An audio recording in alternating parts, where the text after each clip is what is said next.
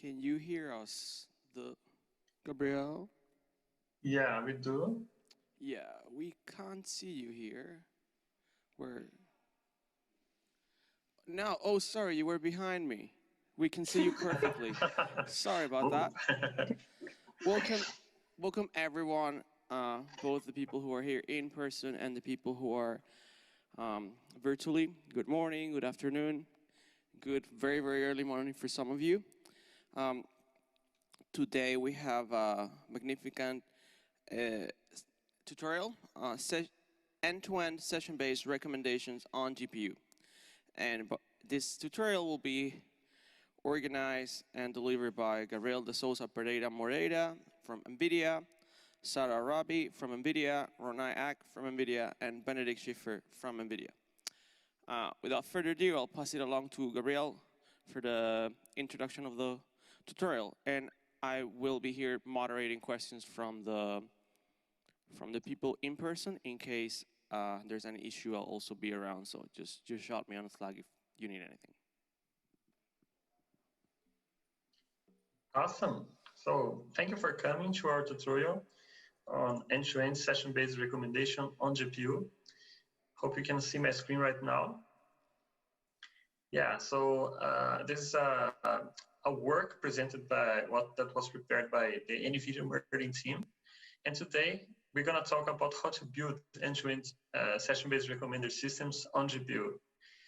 With me as instructors, we have today me, Ronay, Sara Rabhi, and Benedikt Schifferer, all of us from the NVIDIA Embedding team.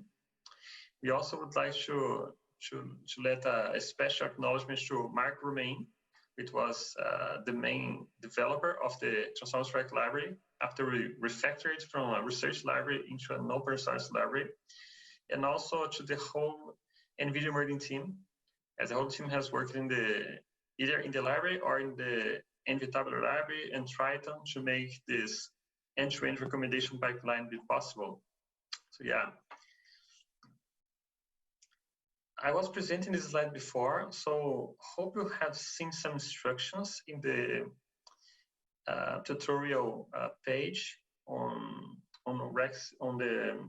the hub.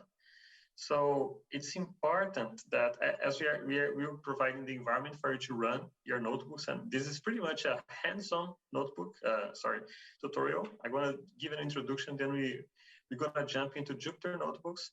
It's important that if you haven't done that, it's important that you go to the DLI event URL, right? This is the event code, and then you get access to an environment where you can see the slides and also start the labs, okay? It's required that you have an NVIDIA developer account. So if you don't have that, you can go to our page in the RecSys Hub. There's a URL there so that you can register for a developer account. And the other instructors are on the Q&A, so you can drop your questions to the Slido. And if you have some technical problem with the setup, please let them know. They can help you to provide the right URLs and so that you can get started, right? So yeah. When you log in the DLI platform, you see the slides, and there's a little start here, right? So you need to press that button. It should take like about 10 minutes to get your environment started, so that you basically have a container in a server with all Jupyter notebooks, so that you can run them, and one GPU will be assigned to you, right? So if you have any issues with that, please let our TA people know. Yeah, so for today, we have these learning objectives. First, we want you to understand the main concepts and algorithms for sequential and session-based recommendation. Second, we want you to have a hands-on experience on how to use the Transformers Rec library to build, train, and evaluate session-based recommendations. And we want to use today RNNs and transformers. We want to build our own model. And it wants you to be familiar on how to build a GPU-accelerated end-to-end pipeline for that task, which includes preprocessing, using an inference using NVIDIA Embedding and Triton inference server tools. This is our agenda for today. So I'm going to start giving an introduction on sequential and session-based recommendation, and also introducing the transformer for Rec library. Next, we'll jump into the hands-on part of the tutorial. So we have Ronay talking about the preprocessing and ETL. Then we're going to have section 3, where we're going to start building our recommendation models. We're going to be explaining the data, the GPU accelerated data loading of Parquet files, and then training our first RNN model with Sara. At that point, hope we can have our break, right? All tutorials will have this break at the same time, so that you that are in the physical conference can enjoy your coffee. And 30 minutes later, we will be returning to continue our tutorial, training a transformer-based model. And finally, last but not least, we will be deploying our training model in the Triton inference server. All of that is included in your environment. And yeah, we're going to have a wrap up and an optional exercise in the end. So let's get started.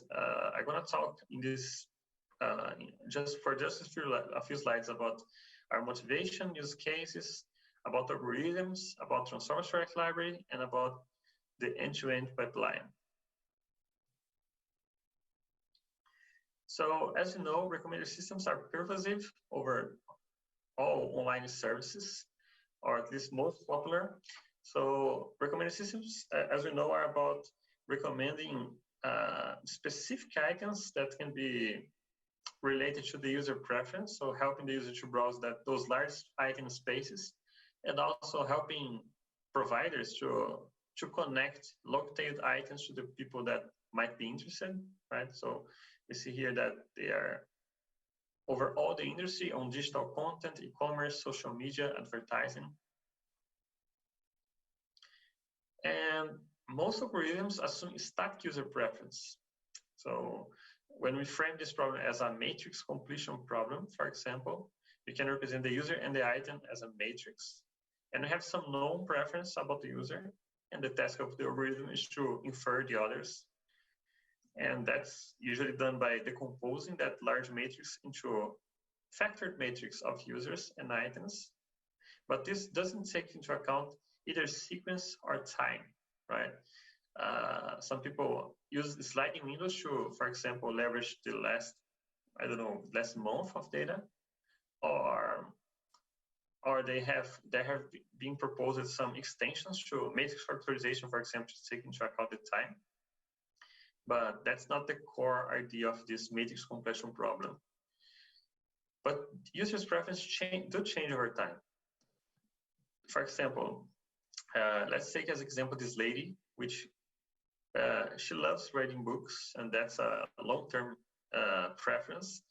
And she went into gardening for like 1 decade, reading books about that, because she lives in the countryside and had a large yard there, so she loved to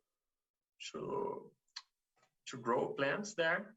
And after some time, she moved to downtown, and then she didn't have that space anymore, so she went into cooking as her preferred hobby for like 1 decade. And then she was tired of being downtown and started going on the weekends, riding a bike on the countryside back. So if we want to recommend a book to this lady, what we should be recommending? Another book about gardening, her best hobby, about cooking, or about cycling, or maybe another sport, right? Like swimming. So what would be the preferred recommendation? Yeah, so definitely sequential pattern is better, and maybe her hobbies would be more relevant for her than gardening, for example. Sequential recommendation is also used to model reminding or repeated purchase. Typical stores get 43% coming from repeated purchase, so that means people purchase again the same item, right? So here the task of the recommender is not discovering new items, but rather providing recommendation in a timely fashion so that people can purchase these items again. And as example, we can think for like you might have a supermarket app, and you might be doing interleaved purchase between food purchase and cleaning products 1 week after the other. So another example would be you on your food app or delivery app, you might be asking ordering a salad after you have some barbecue during the weekend, right? So those algorithms are able to model those sequential patterns. And within sequential recommendation, we have a use case with the session-based recommendation.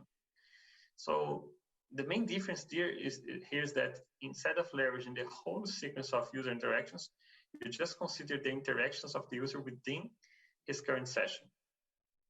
So for example, the user might be browsing on an e-commerce for TVs, and eventually he might purchase one of those TVs. 15 days later, he's browsing on a new smartphone. So the topics or the interests of the user for those different sessions are very different. They have different context. So this is what session-based recommendation is about. It makes sense for scenarios like that, where users' interest might change a lot over time. And we can see this here. This is an analysis of an e-commerce data set, in which we consider 2 consecutive user sessions. And we can observe that the longer the period between those 2 consecutive sessions, the lower the similarity of the session in terms of the main category, which is the blue bar, the subcategory, which is the orange one, the brand in green, and the product ID. So we can see clearly this pattern. And for such scenarios, maybe just looking at the current user session might provide a good information on what's the user looking for, rather than trying to leverage all the user past interactions. Another common reason for our use case for session-based recommendation is that maybe user can browse anonymously. That happens in many news portals or e-commerce, right? Maybe the user just logging when he is about to place the order. And with GDPR, all users are being asked if the system can keep cookies for her after their session. So this has been increasing the number of anonymous users. For those you can only trust in interactions within the current session.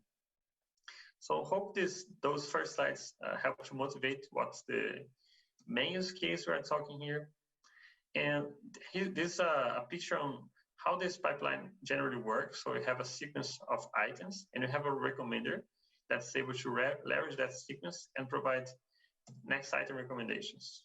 And as I said, the main difference is that for session-based recommendation, we just leverage only the user interactions within the current session. So the sequences are shorter than those we found for sequential recommendation. More formally, given a sequence of items, and here we have a tuple representing those items. We have the item ID and we have an action. So for action, it can be, for example, a click, add to cart, a purchase, a view. So that can be a share in the social network. There can be many different behavior types. And you want to be predicting, for example, what's the next item the user will interact, or what's the next item the user will purchase, or what's the next action you're going to do with a set of items that the user has already interacted. For example, you want to be predicting when the user will be purchasing a product that he has added to cart, right? So you can model all of those problems with sequential and session-based recommendation. Jumping into the algorithms, there has been proposed many non-narrow methods for this task, specifically for session-based recommendation. There are some that come from frequent pattern mining, like sequential rules. So if you think in association rules where you are trying to model the probability of an item given a set of items that have occurred before, in this case, it just add the sequence dimension here, so that what's the probability of item C being clicked after A and B are clicked. So yeah, another family of algorithms is the session KNN algorithms, right? They are very popular and very efficient for this task. We have as examples VSKNN and VSTEM, and it works like a KNN algorithm. So the first task is for a given session, to look for similar sessions, and from those neighbor sessions, you want to provide recommendations for items that have occurred often in those sequences and have not in the current session. And they have some specific types of weighting to take into account the sequence of the items. And in this recent paper from Ludwig and Dietmar research group, they found out, they performed a comparison between neural and non-neural approach. And for they have tried 12 algorithms and 80 data sets, and the top 4 algorithms for across those data sets were the session KNN algorithms, beating algorithms like Schifferer, or like NARM, like SRGNN, like STEM for most of the data sets. And we actually found out that in some scenarios, there are scenarios where, in fact, neural models can beat the session KNN methods. In particular, when you do incremental training and evaluation. And that happened in our experience with both RNNs and transformers. And either way, when you don't use side information, when you just use the sequence of item IDs, you might want to take a look into the experiments from the papers about K-million. And we provide a reference there of that paper in these slides, which was my PhD research. And also in the experience we performed for transformers for Act, we also observed the same. It was for e-commerce and news recommendation, where you see the neural networks being able to beat the non-neural methods for such use cases. Here is an overview or a timeline where you can see the evolution on the proposed neural methods for sequential and session-based recommendation. And they are classified by colors here, nicely by Feng et al. And we can see that the Schifferer was the same in our paper here for session-based recommendation on 2015 and 16.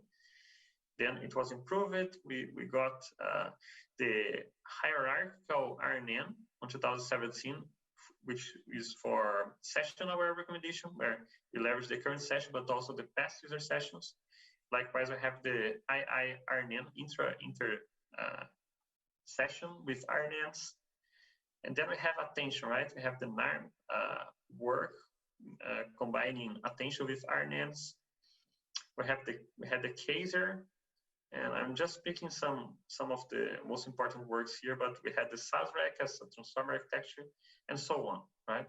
So we see an evolution on the methods that have been used for this task. I'm gonna be highlighting 3 of them here because they might be considered some of the bedrocks of the field. So Schifferer is the first, and for those that don't know that famous algorithm, it's about modeling the session-based recommendation with an RNN, and you take as input a sequence of item ID embeddings, and then feed them through stacked GRU layers, and then you take the output. And they have proposed not only a single loss function, but pairwise losses function too. So that's a very important paper for the field. Then we got in 2018 the SASREC, which was among the first works applying transformer or self-attention to sequential recommendation. So this was not session-based, but it considered longer sequences, like we see here.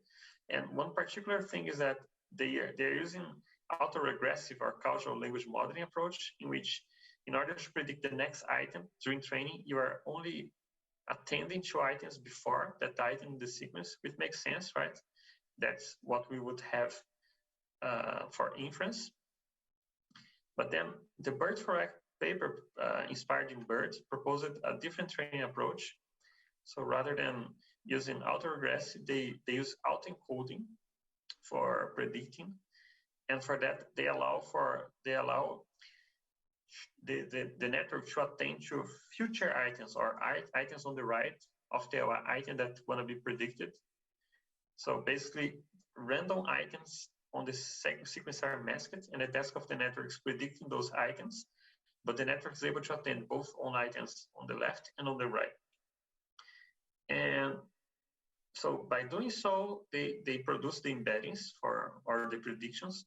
But during inference, the task is different, right? During inference, the task is next item prediction. We don't have access to future information.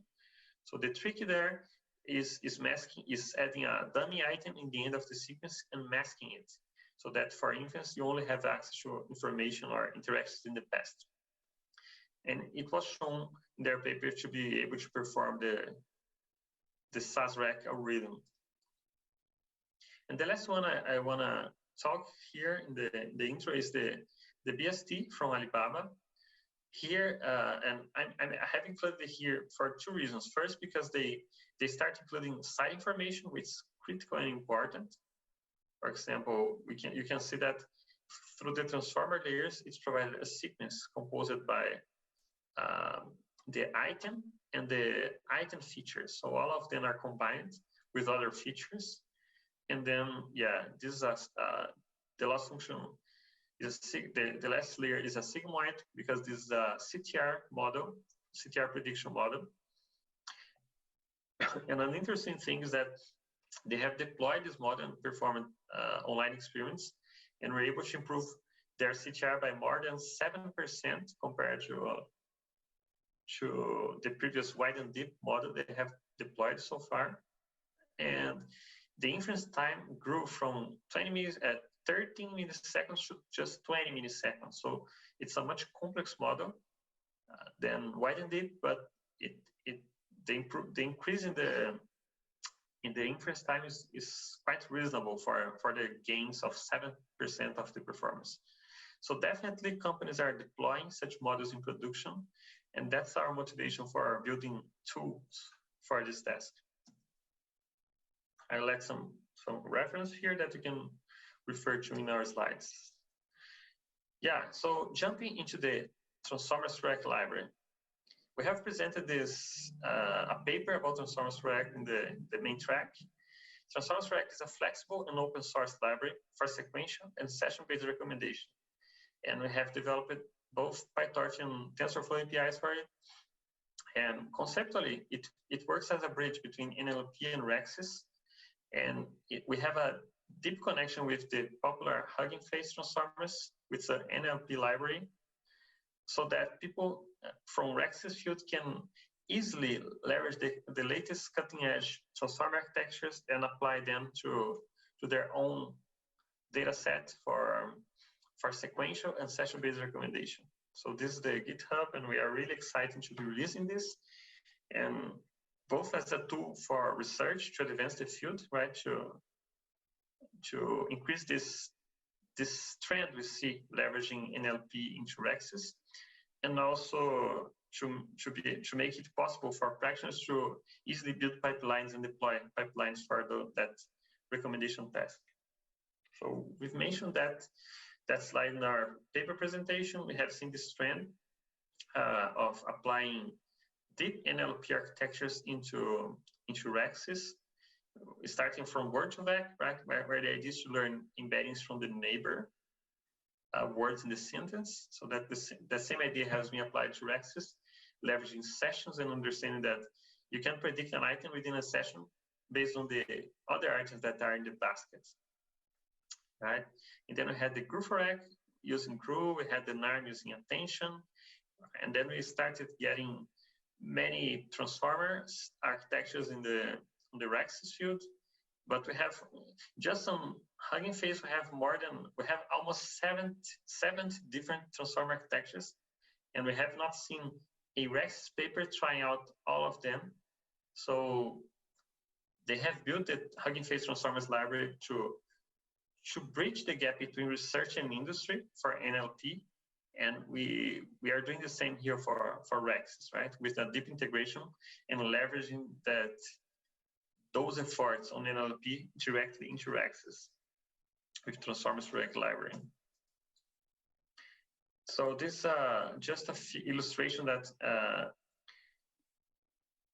just to illustrate that Transformers Rec is able to take a sequence of user interactions and provide recommendations, next item recommendations, by using those different NLP transformer architectures. This is just a reference architecture that can be built by using Transformers Rec. Transformers Rec is a flexible library, so you have some building blocks there, and they are compatible with plain or vanilla PyTorch modules or TensorFlow layers. Basically here, this is a conceptual model, so basically you have some input features that can be either categorical or continuous, and they are fed into a feature processing module where they are normalized and aggregated, right? You can concatenate, you can do element-wise operations to combine those features, as we explained in our paper experiments. Then you get an interaction embedding for each user interaction, right? And you have a sequence of those interactions which are fed to the transformer blocks. And as output, you have a sequence of predictions for each of those positions, which are fed through the output layer so that you can compute your loss function. And a particular technique we have found successful is the tie embeddings or weight tying, the icon ID embeddings with the output layer.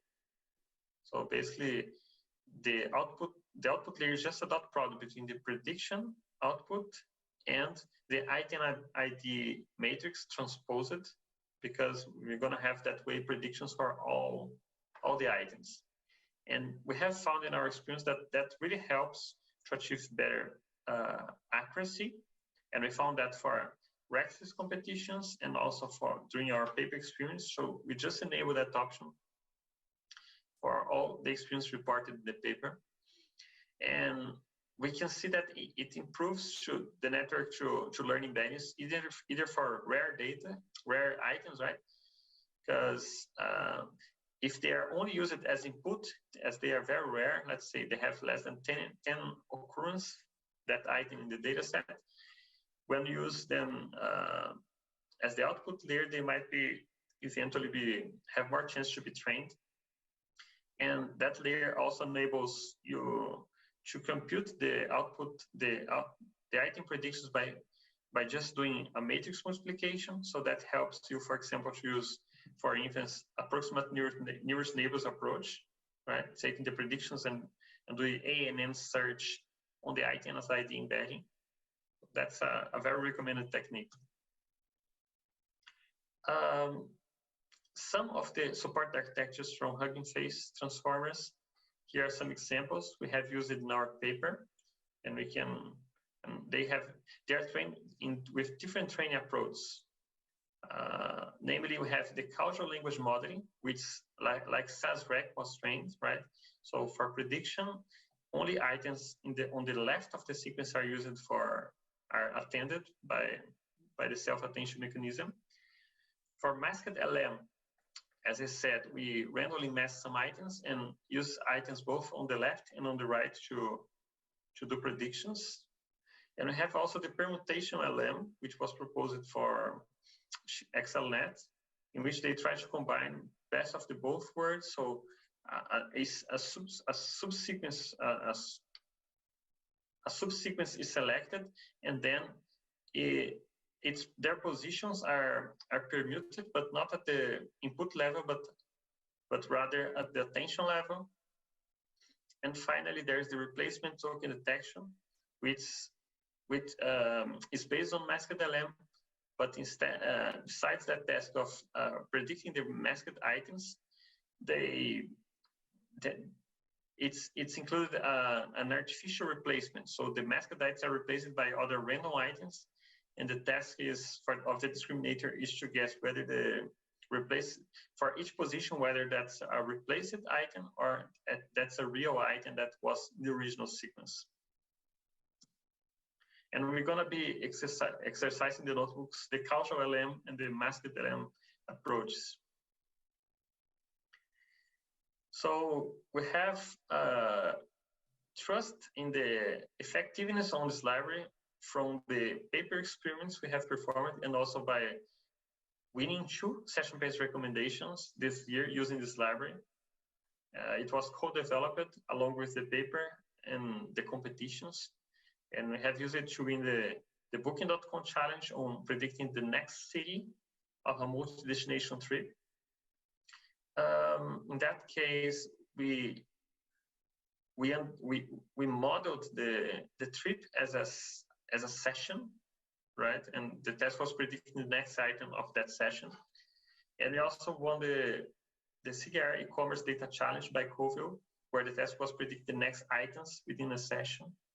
And for that one, we only used the Transformers Track library.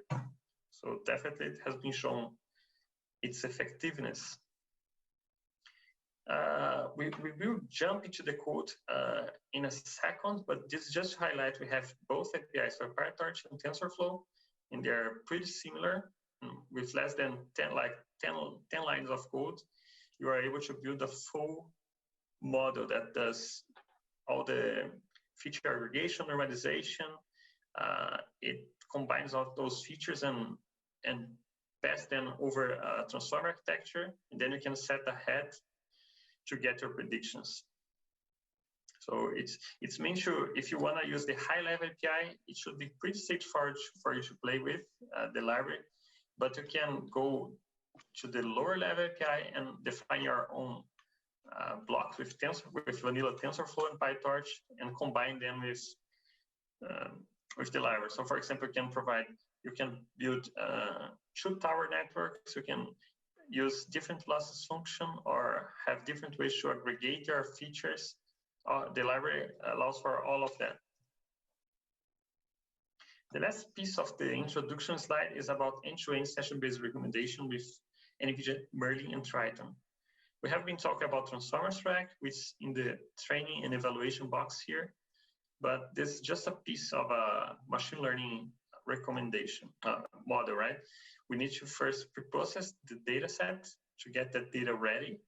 And that can be done by the Tabular library. The first hands-on will be about that. And we have included in Tabular some specific features to work with sequential and session-based recommendation, like grouping interactions into sequences and creating those list features for all sequences that are aligned and sorted by timestamp. So in a nutshell, Tabular takes a raw data set and you can define your preprocessing workflow there, and it outputs a preprocessed data set and the schema. So this schema tells about what are the features there, what are their type. And then Transformers Track, after trained, will output a trained model, which can be deployed on Triton Inference Server, which is a highly scalable server for both PyTorch and TensorFlow.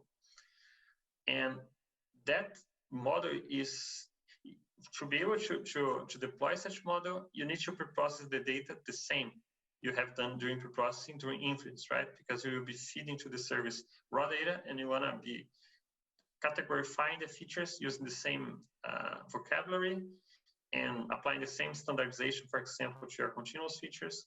And we have a tooling for you to deploy an ensemble with both preprocessing and training and the trained model, so that you can get the expected results in your inference. So yeah, this is just a slide about Tabular.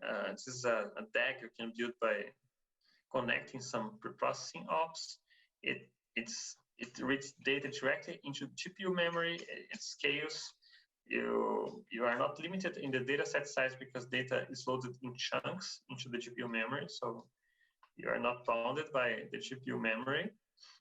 And yeah, we're gonna have some hands-on experience. This is just to highlight some of the feature or entry processing operations you have available. Some of them, like the target encoding, was part of our past competition wins on the RecSys challenge. And we have specific ops for continuous and categorical features. Finally, Triton Inference Server is our high-performance inference server for deep learning models. And it scales and is very effective. In our pipeline, we are able to create an ensemble, as we see in the right, combining the NVIDIA pre-process workflow and the pre-trained model to provide inference and high-performance inference. So yeah, it's time to jump into the code. So I hope at this point you have already started your environment started at the DLI environment, and we are ready to start. So I'd like to invite Ronay to take this on. I'm gonna start focusing in the ETL and pre-processing of a interaction data set into one that is suitable for sequential and session-based recommendation. Thanks, Gabriel. Let me share my screen.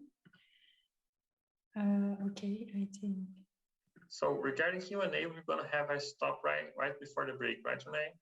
Correct. Yeah, we will have time for Q&A. Yes. In the meantime, if they have questions, for sure, other instructors will respond them on Slido. But then we will also have time for the like extra Q&A session. Okay, so I need to 1 second. Okay, Jupyter Lab. Do you all see the Jupyter Lab? Yeah. Okay, perfect. Yeah. Yeah, maybe Humberto, we can get some thumbs up if people see Jupyter Lab, my screen. We can. Hello? Okay. Yeah. They can see, yeah. Okay, perfect. Yeah, awesome. So how did I come here? Just for so you should be seeing a start button here. I think you did. When you click on the start, it's gonna take like 10-15 minutes to load. That is normal, don't worry. And then I click on launch task and it took me to this environment, which is a Jupyter notebook environment. So it will be here. The notebooks, each notebook is under each folder. So we will start with the first one. If you come here and click on the third one, the first one is just telling you about this, actually the hands-on. You don't have to, I mean, you can skip that, it's fine. The second one is like telling you about the environment if you are not familiar with the Jupyter notebook environment, and like what happens if you run NVIDIA SMI command, which is showing us the available GPU and the type of the GPU and the memory. And it's also showing us some explanations about the time comments, 2 different time comments. But these are very trivial things. We don't have to go over that. This is just like very basic for the Jupyter notebook. Our main purpose actually to go over this notebook. So Gabriel already told you about Tabular. I don't have to actually really go over in details what is Tabular, what is RapidSQDF, but in a nutshell, Tabular, Merlin Tabular is a fast pre-processing and feature engineering library to manipulate terabytes of data, tabular data, and developed particularly for deep learning-based recommender systems. So what are we going to do in this notebook? We have a couple of goals, but the main goal in this ETL notebook with Tabular, we would like to create sequential features. We should be able to create these features so that we can feed them, as Gabriel already mentioned you, that like transformer for array takes sequence inputs and then does prediction for the next item, right? So we should be able to create these sequential features. In our raw data set, we don't have sequential features. We have sessions, user information, and some other information about the products, but we don't have them in a sequential formats. We have to do that. So let's see how we can do that. What are we going to do? We will do use the category file up to category file, meaning in another word, meaning that we will label encode our categorical columns because they are the D types are object, they might be string, they are not in the good format that we can feed them to a machine learning or deep learning model. Another thing we will do, actually, there was a question 2 days ago at the coffee break, if we can, NVIDIA coffee break, if we can use user-defined operations, user-defined function, define user-defined functions, if we can create custom operators with Tabular. Yes, we can, and we will show you how here. It's very trivial. We will do some logarithmic and normalization operations on top of the numerical columns, to transform them, to smooth them, right? And the most important actually up here is the group by up, which is going to let us do this, let us create the sequential features. And finally, we are going to export our data set to disk as Parquet files by doing high partitioning. So let's get started. This is an interactive environment. In the meantime, you can also please execute the cells as I do, and then test everything. So the data set is e-commerce data set. Original data set has 7 months of data from October 2019 to April 2020, but we are not going to use all of the data. Actually, we are going to, for this tutorial, as a demonstration purpose, we are going to use the first week of the October data. So I'm going to start, well, I cannot because I didn't start my kernel. Sorry for that. I'm going to start and I will first import my libraries. And then I am defining just where is my data, right? I have a, if you go here, there's a data folder and my data is here, Parquet as a Parquet file. Okay, perfect. Okay then, so the next thing is just to show you, okay, read this data with QDF, which is RecSys QDF is another data frame. Another library. So we are going to use QDF to read the data, right? And we can print the head of the data. So you can see that we have already done, this is not exactly the raw data. We have did some little bit pre-processing, like early pre-processing in advance to create a couple of columns. So if you are curious what we did and how we did it, please go to this notebook. The link should be working. You can just see by using the October 2019 CSV file, the raw file, we took it and we created, we did some pre-processing and we just got the first week of the data. So what we did in this early pre-processing phase. Well, there was this time event column. It was not in the datetime object format, and we just converted to time event timestamp column, right? And we created another column called product first time event timestamp column, which is actually basically indicating the timestamp when an item was, or a product was first seen first time, okay? And then we had the user session as a long string columns. We just converted them. We just converted them to integer values. Basically, we label encoded them or categorified them. And also we check if there's any null values on the user session. There were only 2 rows. We just removed them. They were trivial.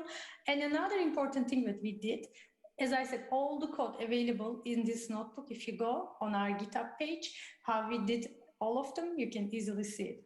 So you can apply everything to your own data at your own time. So another important thing what we did, we removed the consecutive items. So imagine that you have such product interaction sequence in a given session. If you notice that there are consecutive items repeated, we don't want that because, I'm sorry, we don't want that because we don't want model to learn to recommend the same item over and over if the person already interacted with that item, right? Because one item is coming after the other one. Just to avoid such situation, we removed it and we converted this type of sequences in such sequence, you can see. Okay, then we are good. We check the shape, we can check how many, almost 6.4 million rows. We have 10 columns. Let's say this is our, for now, this is our raw data, and we will do extra pre-processing on top of that. Let's check if we have any nulls in this data set. Yes, we do.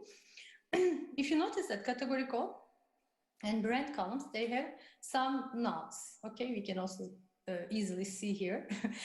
And what are we going to do? Because first, as I mentioned, we are going to categorize this category code, brand column, category ID column, user ID column. We are going to label encode them. And when we are doing that, we can easily, by using categorify up, we can easily actually fill the nodes in the columns that where we have nodes. So we can do that easily with Tabular by calling the categorify up in just one line. But maybe you are noticing something. Well, what is this start index here in the categorify up? Normally, I wouldn't use start index. Okay, like that. I will just categorify that. What will happen if I do that?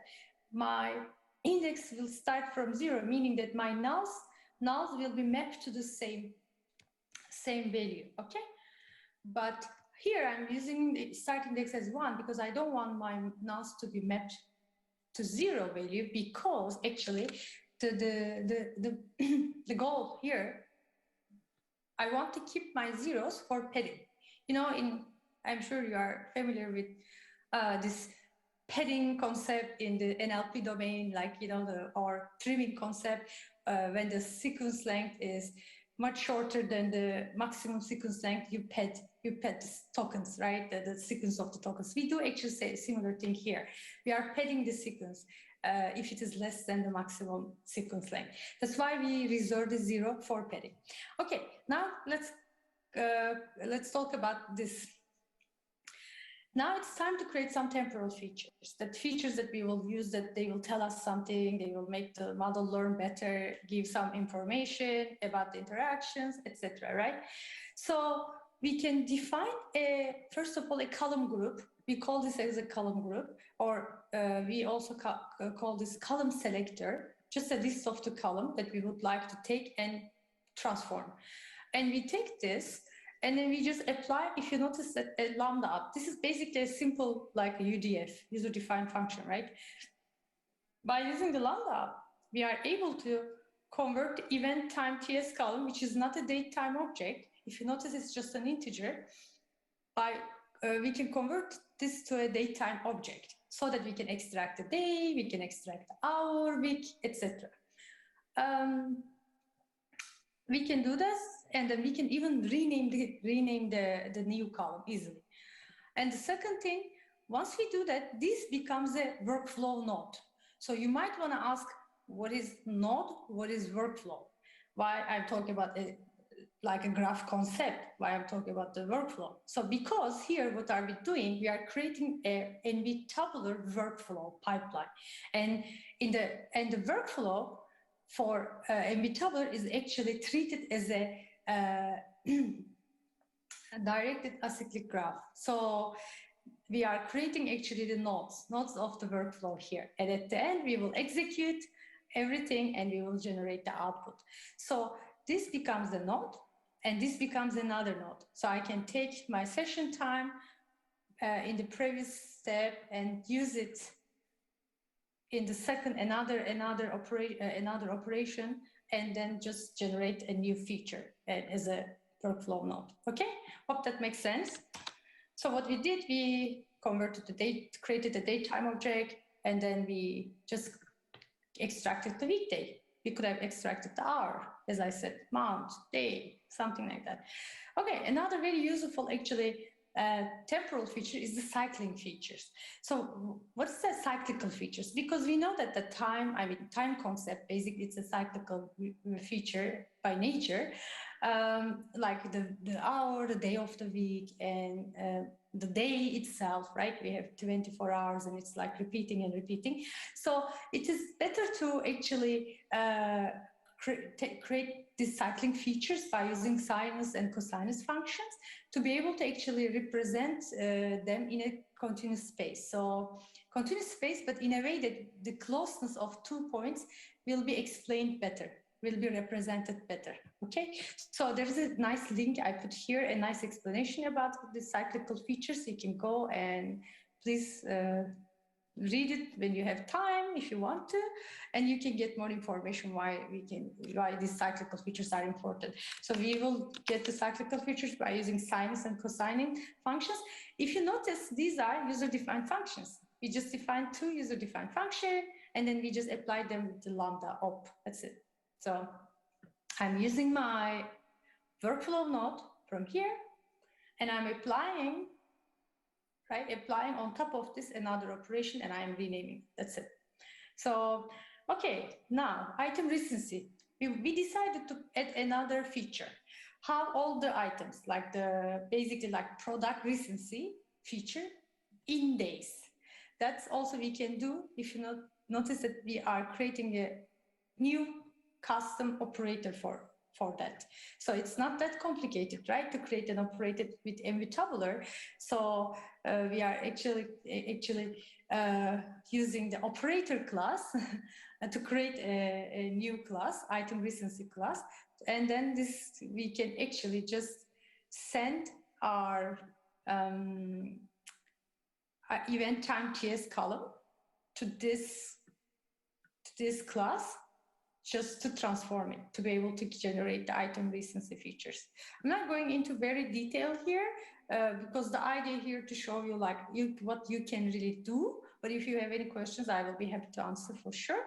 And then the last thing is we are actually converting, applying extra operators on top of that. So do you see this chain like a chain reaction with this right shift operator? You can actually do one transformation and apply other transformations on top of each other with this right shift operator. So what are we doing? We are creating our item recency features in dates, but then we can convert it with the logarithm op and normalize it. Okay, so then we just create a workflow node with all these the features, like the other workflow nodes that we created, we can just group them together. And another feature we created is about the price. This is a numerical feature. We already have the price column. If you go scroll up, you will see there's a price column. So we are just doing some transformation to a numerical column, which is a well-known transformation, like the logo and normalized, right? We are just smoothing the long tail distribution and doing some standardization. Again, here we just calculate the relative price of each category, each product based on each category ID. And this is going to give us another feature. So notice that we have another user-defined function here, and notice that we are actually using, again, the lambda easily to be able to call this function and apply and send the corresponding column that we want to apply transformation on. Okay. So this is the column we want to apply transformation on, and you can also send the dependency columns if there is any column will be used within that user-defined function. Voila, so far we just converted, categorified our categorical columns. We created some temporal features like, cyclical features, and then we converted transformed our numerical feature like price, and we also created extra features. This is all like feature engineering, extra features out of the price column, like the relative price, etc. And now it's time to do group by. So group by is important here. Why? Because this will let us create session level features. So we will do this by using a group by operator. And there are some columns that we need to actually understand. Group by columns, sort columns, and aggregations. So if I think I didn't mention that before, but Tabular is actually under the hood is using Dask, so QDF Dask.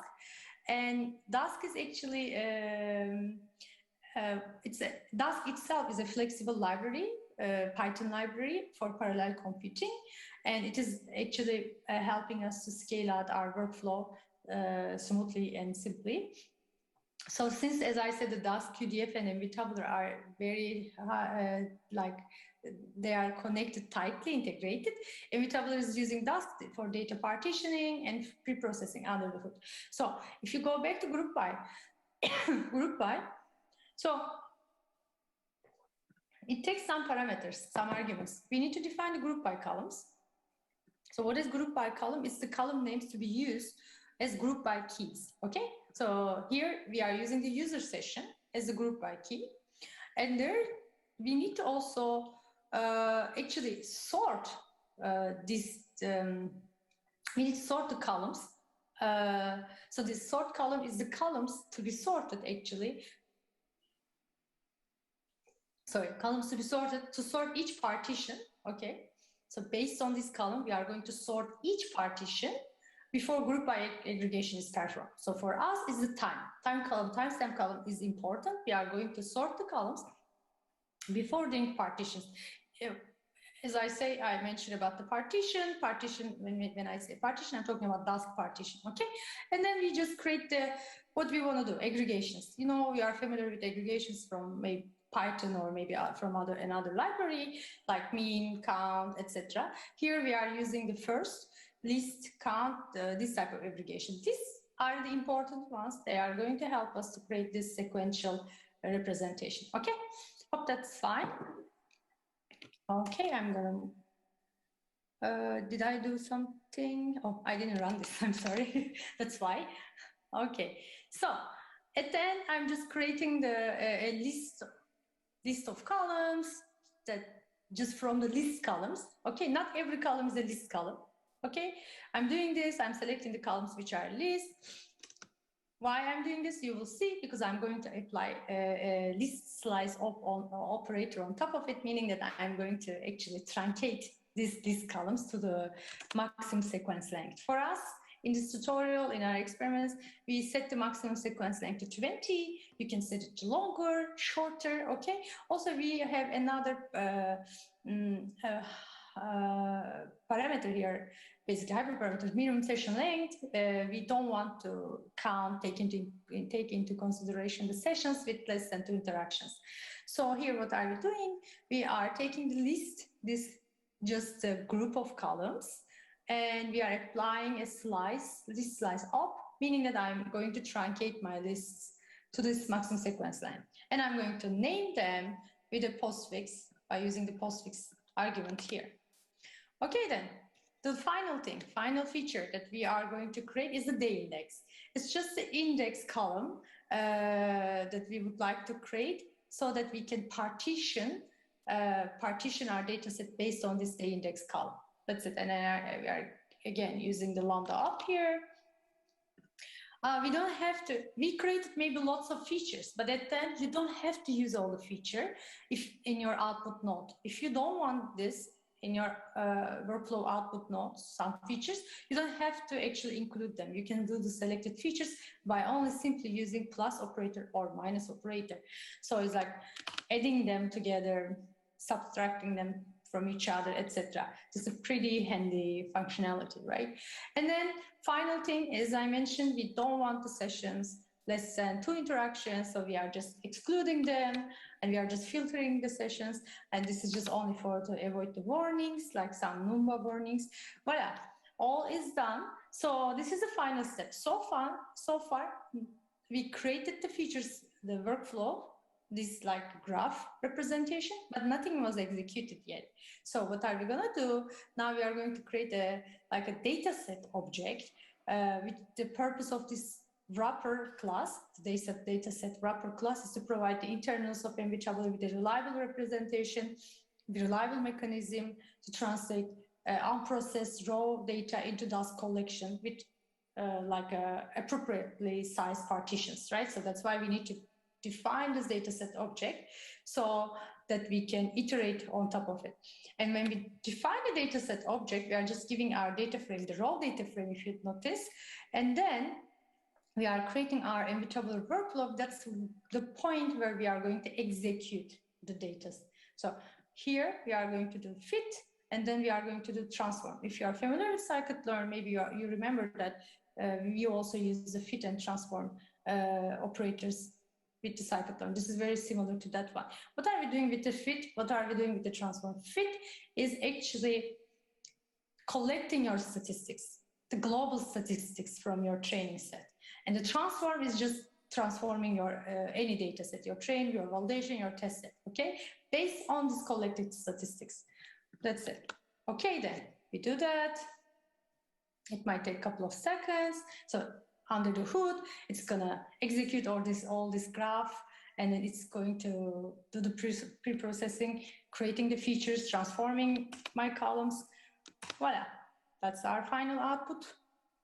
That's it. See where we were here? We started with such notebook, such data frame. I'm sorry for that. Such data frame. There's no feature, sequential features. What we ended up, and actually, if you just run this, everything takes like less than a minute. And you ended up with this. Your sessions, and every session has a sequential representation, right? The sequential features. Perfect. Then we can use these features to train our model in the next notebook. This is extra. You don't have to run this, but you can see the final output columns. Please run this cell. This is important because we are going to load back to our workflow, saved workflow in the inference time. Gabriel already explained you why we do this, and Benedikt is also explaining you why we are going to use workflow in the inference time.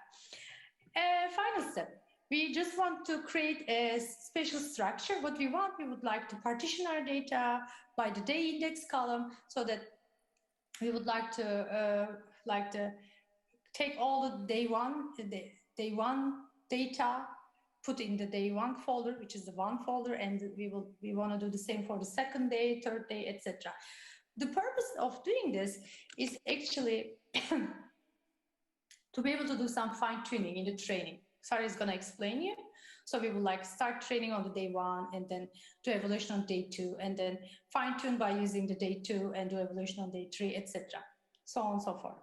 And the final thing, we just did the part, just created our output folders that sit here. We just want to say, hey, go and write out our data set in such folder. That's nothing here, but this. And then we are just going to use a util function we created. Under it, it's using QPy and QDF.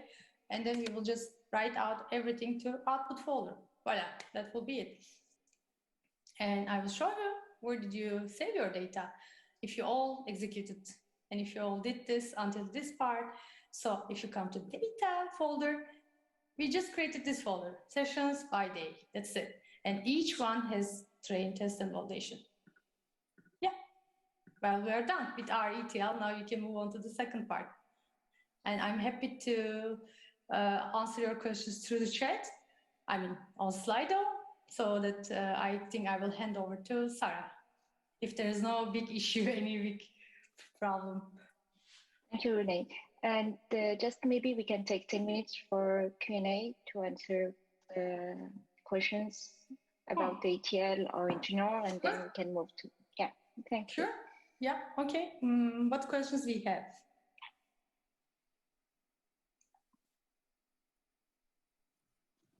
Okay. Is there any questions in the venue? I know you've been doing a great job answering the questions online, so thanks for that. If anyone has any questions, Slido is the best way to contact the presenters.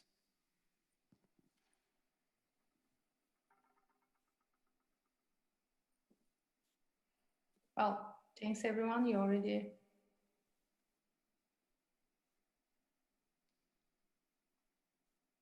Okay.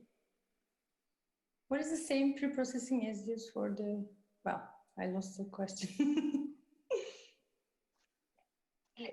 Let me read it for you. Was it the same pre-processing as used for the non-deep learning methods in the paper? So in the paper, we use 4 different data sets, right? So for each data set, they have different pre-processing pipeline. But yes, I mean, we use the same pre-processing pipeline for the other methods in the data frame too. So in the paper, yes. I mean, yeah, exactly. So conceptually, it was the same processing, but if you look into we have code reproducibility in our online appendix, and there we point to a past tagged version of our library. And at that point, we had like, I think for the new data set, we just used pandas because they were small data sets.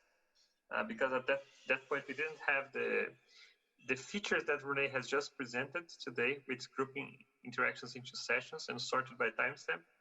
So they are equivalent, but for some of the data sets, we use pandas for the paper experience, and we have provided the scripts for that.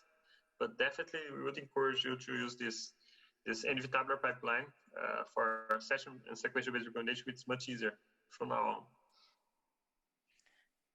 Also, one thing, I will answer another question, but like before that, if you remember, we had some apps here, we created custom apps. We are now in the process of making them as a part of NV Tabular. So hopefully it's gonna be happening in the next release. So for example, like the item recency, if we can, or like, what was the other app, Gabriel, that we want to be part of the group by, if I missed that?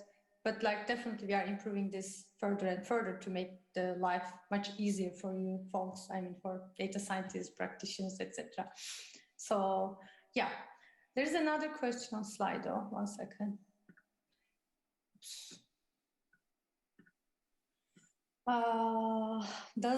Okay. If no one answered, I'm going to answer that. Should we run graph workloads split by train while test fit on train DF? On train data frame and pass through wall and test data frames as we do in the work in droplet workflows if there are mean imputation and normalization. Yeah, normally, yes. I mean, we have a lot of examples. If you go to NV Tabular, you can see that we split the data upfront and then train, validation, and test. What you do, it's simple. You just do the fit on the training set to collect the global statistics from the train set, and then you transform with the workflow.transform command I showed you. You transform validation test sets. Yeah, that's what you would do, right? Here, you might want to ask, well, why you didn't split the data? Well, as I said, we are actually doing some fine-tuning different way, right? If we use the day one to train and then evaluate on the day two. So that's why we didn't split the data as train. Actually, we do, sorry, we did.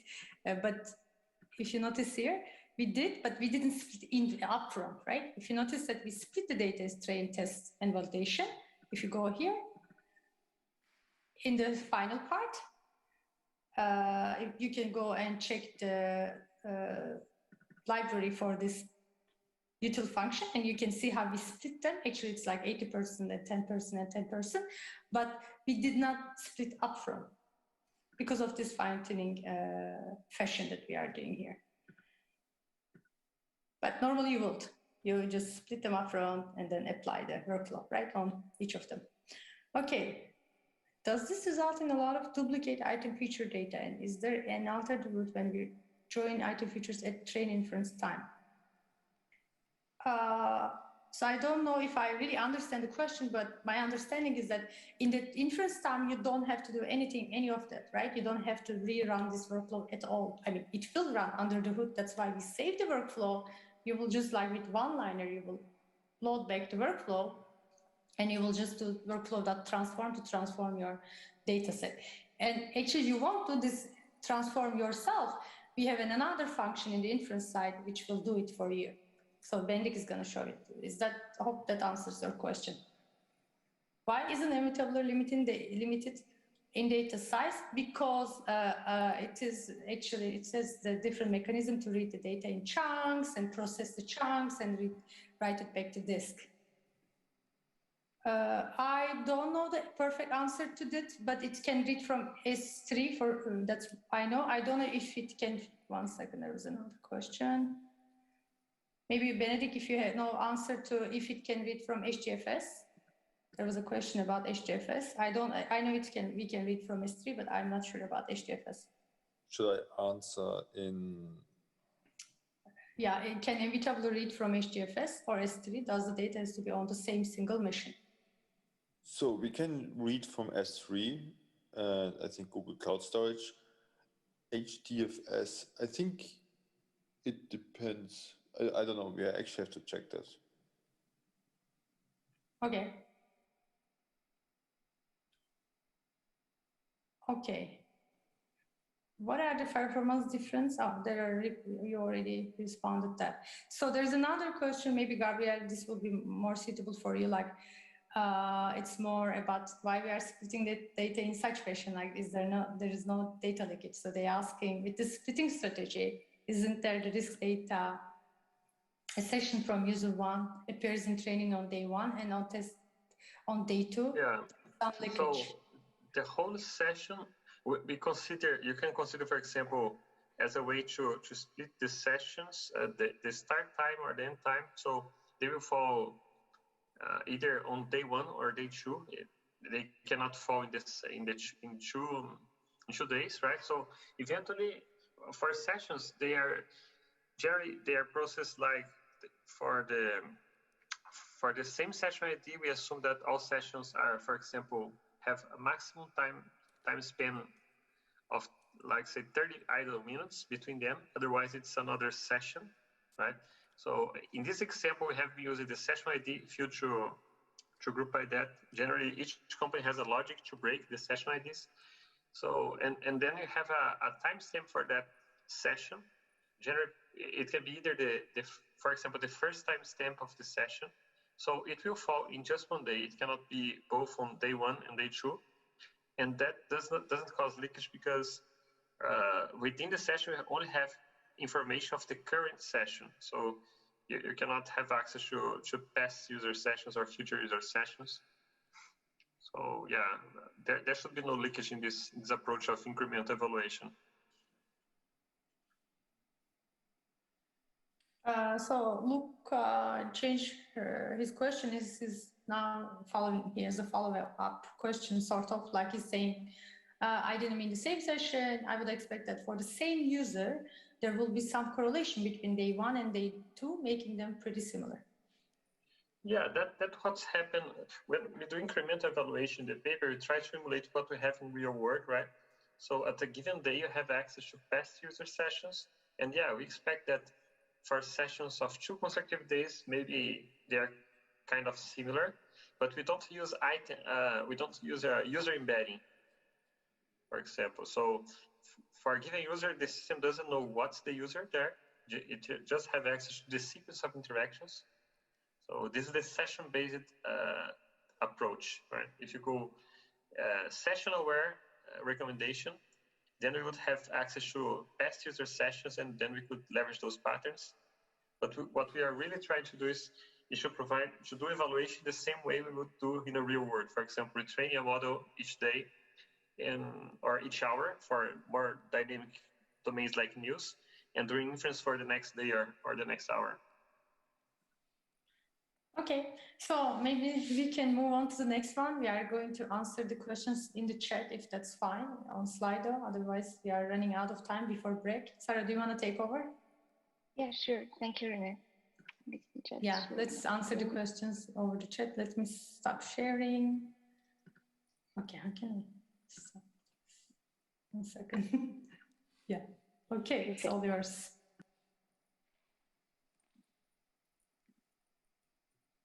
Do you see my screen? Just check.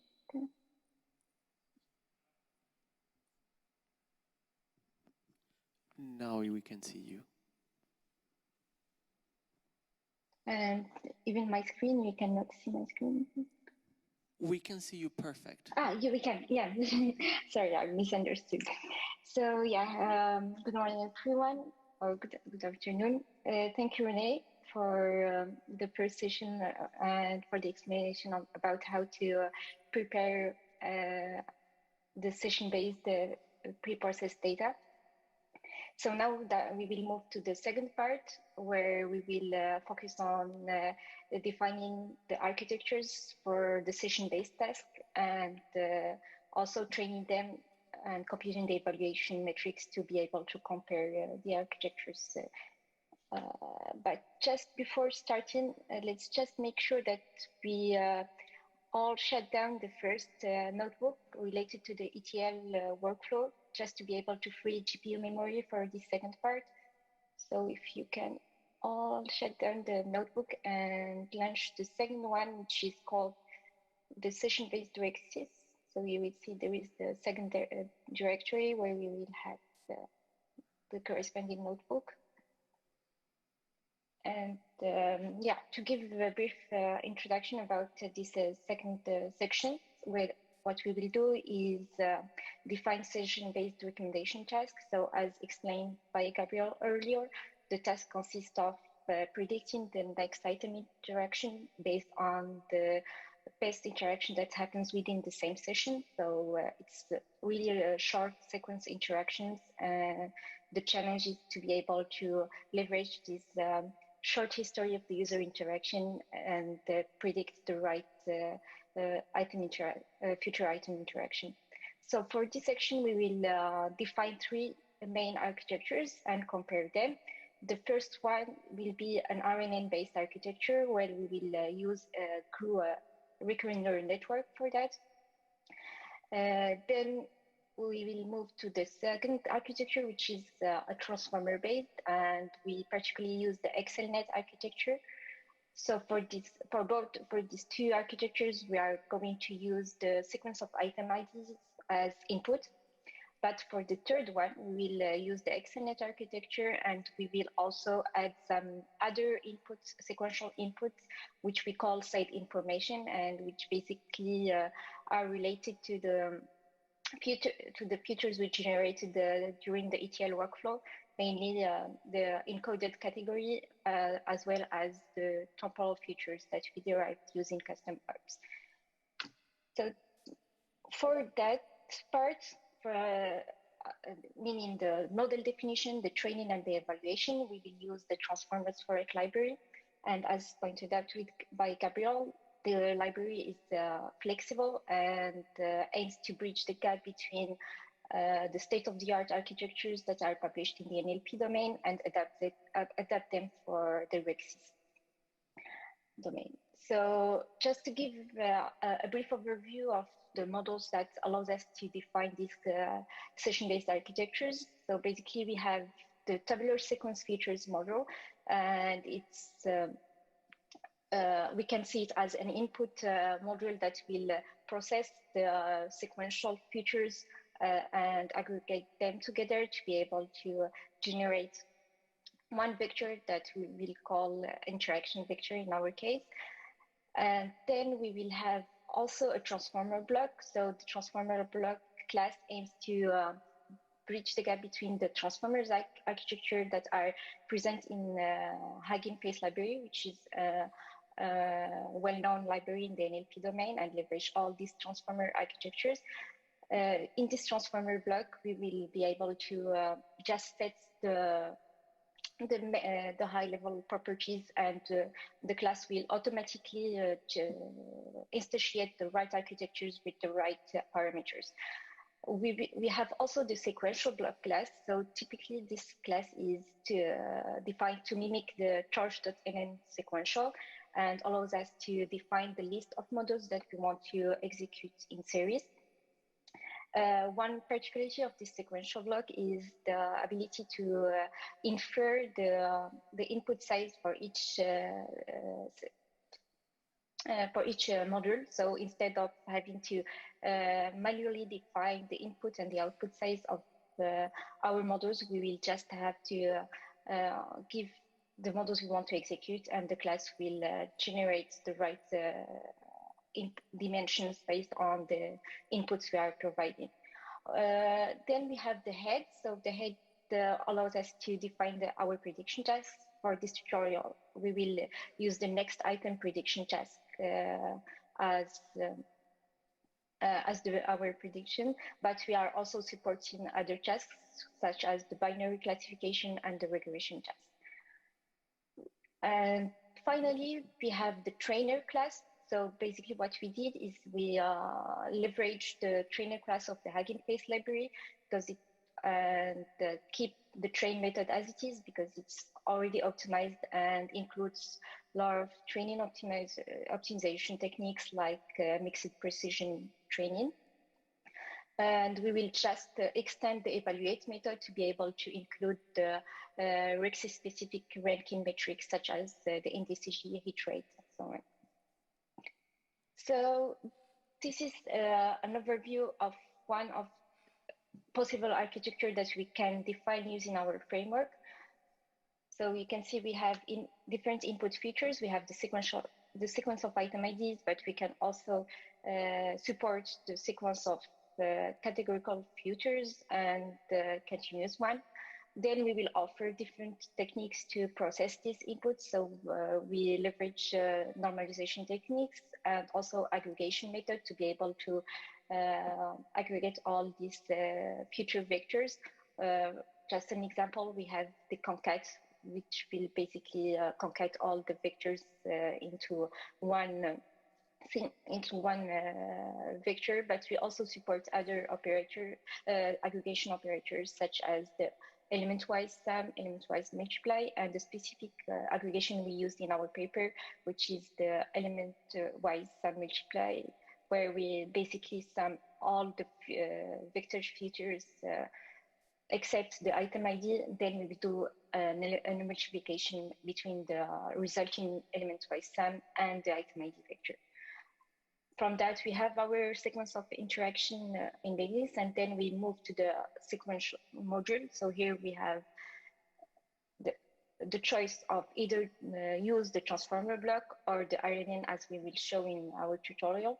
But we can also think about other custom architectures that we just need to plug in this part of the model, and we can be able to do our prediction tasks using our inputs. So for the prediction task, you can see we use the item prediction, the next item prediction, and for all the architectures we are presenting in this tutorial, we will use the wait time technique that Gabriel explains earlier. But basically what it's doing is linking the embedding table of the sequence of item IDs in the input to the output layer and share the weights between these two matrices. So for the sake of the time, I think we can answer some questions about the library and start the RNN section, define the definition and training just after the break.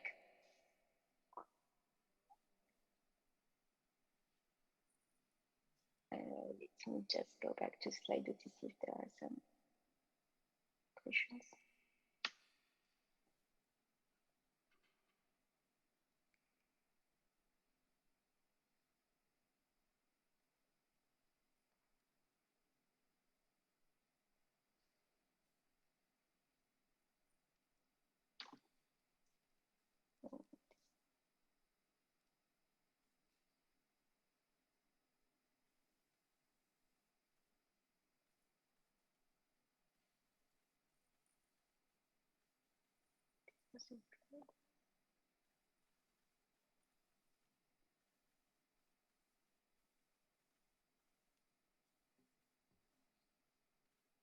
Yeah, Sarah, don't worry. We are answering them. We can keep going.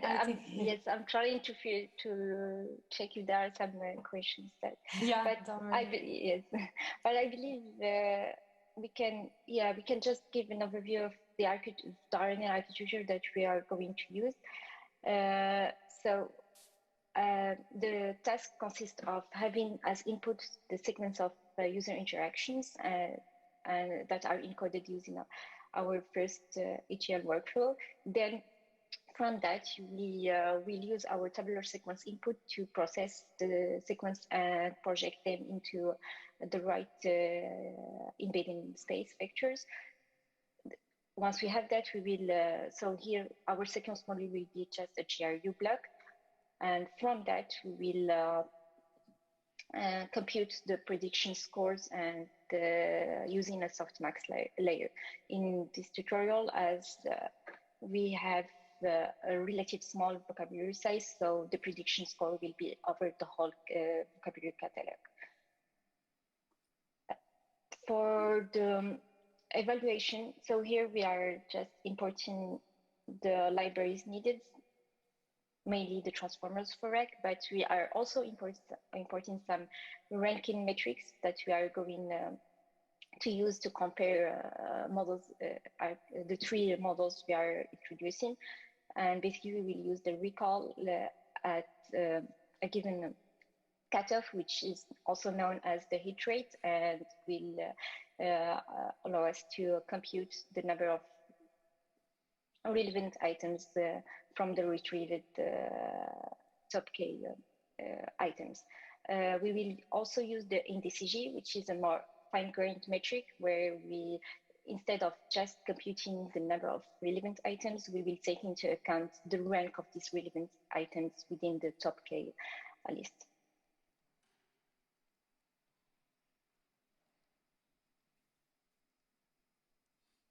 And yeah, just to give a brief description before the break. So for our transformers for Rec library, we define the schema object that allows us to set a standardized way of as a config file, and from this schema object we can derive all the necessary layers with and instantiate them with the right dimensions and the right properties based on this config file. So it's the protobuf text, but we are also supporting JSON files, and Tabular is supporting the generation of this file automatically from the workflow. For this tutorial, we defined it manually, but we can imagine that we can use it directly from the Tabular workflow. But if you don't use the Tabular, you can still be able to use transformers for a library as long as you have these schema objects. So I think we can stop at this point and go deeply in the model definition and the training after the break.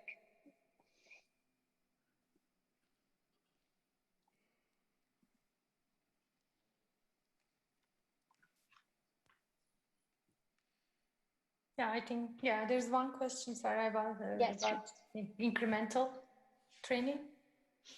Greg is asking, so the question is, thank you for answering with respect to filtering out items during recommendations. For new items added into the product catalog, does the transformer for Rec architecture support incremental learning? If yes, can it be performed on different devices, CPU, to save costs? So yes, we are. So in our paper, we did a first experiment of incremental training to see if it's beneficial. For that, we benefit from the fact that we have all the logs and define and the pre-processed data beforehand. But to be able to do it in production, we need to be able to have incremental pre-processing as well to be able to support the processing of new items and integrate them within the library. But this is in our future objectives. We are planning to be able to support incremental processing as well as incremental training, but currently we are not supporting it. And if you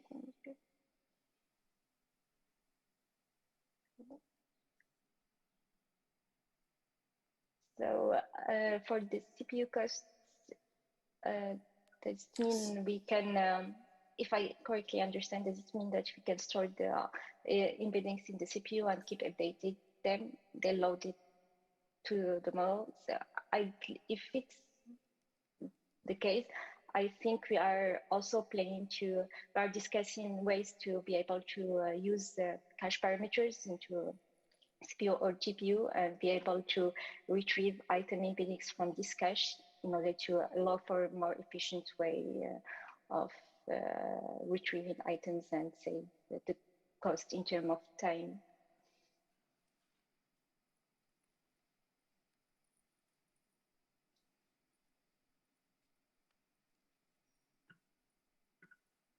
Thanks, Sara. I think we don't have extra questions that we did not respond. Just I want to ask, sorry for interrupting you, is there anyone having any issue in launching the task?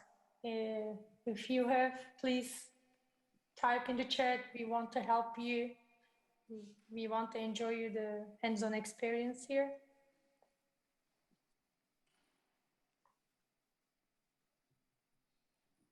Is there any questions?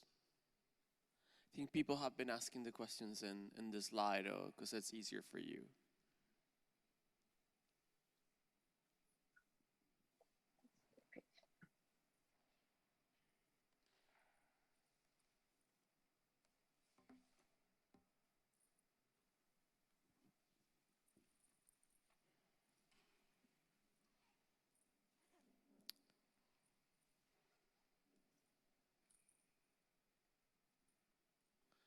Shall we give a break now, or Yes.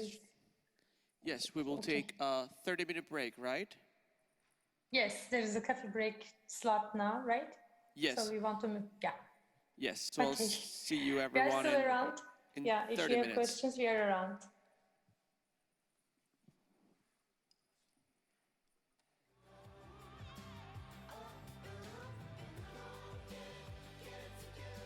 Hi. Welcome back to the tutorial.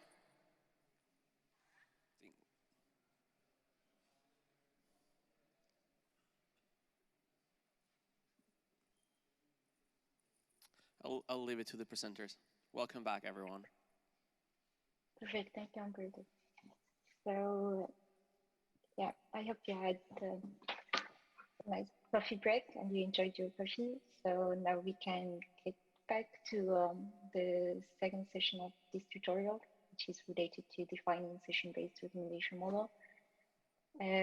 Just before starting, I saw a question about the skip events in sessions. So this is really a great question.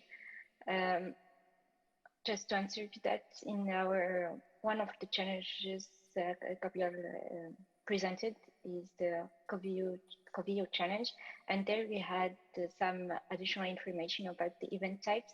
So what we did is we leveraged that as contextual features vector and try to combine that with the sequence of interaction in order to give more context about the session interaction. So this is one of possible way to leverage the information of the event type. For the skip event, it could be also leveraged directly into the last function and use these skip events as negative samplings. We didn't test that, but it could be another possibility as well. So welcome back. So we were at the level of importing the libraries to start defining our first session-based architecture, and we will use the CRUD for that.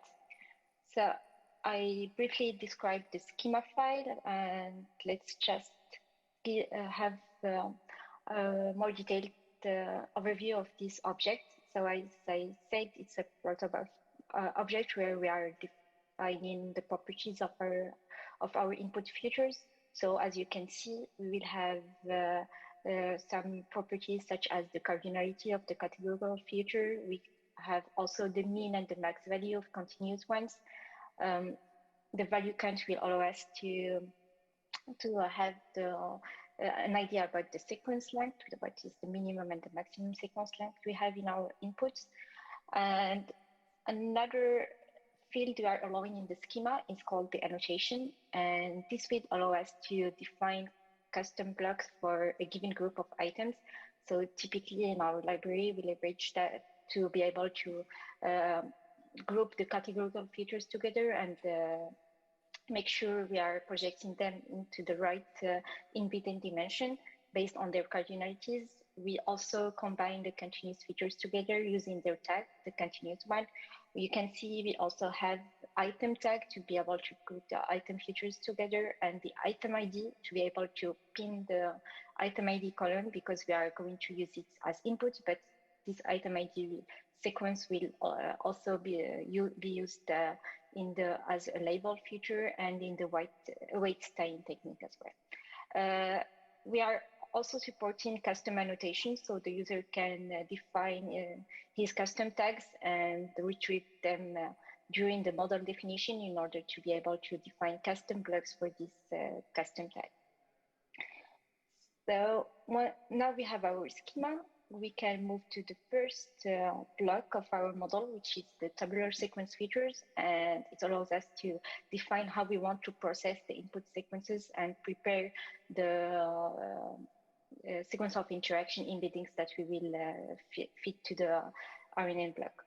So for that, we can instantiate it directly from the schema to be able to get the right properties for each feature. We set the maximum sequence length. In our case, it was 20. Explained in the HL workflow. We trimmed all the sessions to the 21st interactions. And the model also supports the masking schemes that Gabriel presented earlier. So we have this. We are currently supporting 4 masking tasks: the causal language modeling, the masking language modeling, the permutation language modeling, and the replacement token detection. We allow for custom masking class as well, so the user can extend these classes to test the custom way of masking. But in this tutorial, we are going to use 2 masking tasks, so the causal language modeling and the masked language modeling that we will compare later. So once we have our inputs, we will define the sequential block, which is basically like the charge.nn sequential block, and allows us to define the list of the models that we want to apply to a given input.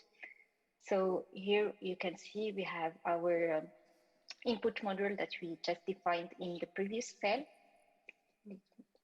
Yeah, that's for sure, because I didn't load the schema. Sorry. So yeah, so I was saying that we have as a first module of our sequential block is the input module to prepare the interaction vectors. Then we have an MLP block that allows us to ensure that the sequence of interaction embeddings have the same dimension as the RNN hidden size. So that's why the D model here is the hidden size of the RNN block. We are making sure by projecting them into this given dimension. Then we will define our group. So here we will use the base PyTorch group model, and to be able to include in our sequential block, we also offer a class called block, where we can encapsulate any custom PyTorch architectures we want. So you can see what we need is that in the first element, we need to provide the model class that we want to apply. And in the second element is the output dimension, to be able to ensure that the automatic inferring of the dimensions along the models we want to use is respected. So you see we have our GUI with the right hidden dimension. And we also choose to use 1 layer of the group. The output is a sequential, so it will be the shape of the batch size, the maximum sequence length, and the hidden dimension of our RNN. So now we have our body that transform the raw inputs to a sequence of hidden representation learned by the crew model. We can move to the prediction head. So you can see here we have the head class that allows us to link the body to the task we want to execute. So in our example, we will use the next item prediction task together with the weight tie-in technique. We need this Hugging Face format argument to make sure that we can use the model with the trainer class that is coming from the Hugging Face library. Then we have our metrics. So as I mentioned earlier, we will use the recall known as a hit rate and also the NDCG. For the cutoffs, we will use the cutoffs at 10, meaning that we will retrieve the top 10 predictions, and the cutoff at 20, where we retrieve up to 20 prediction scores.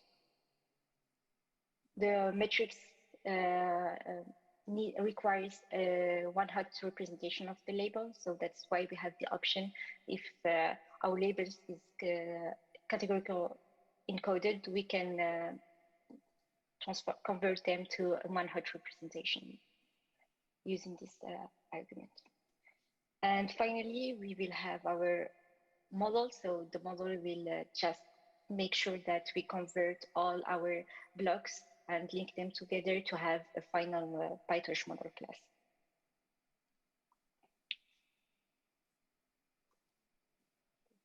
You can see we have also a warning here.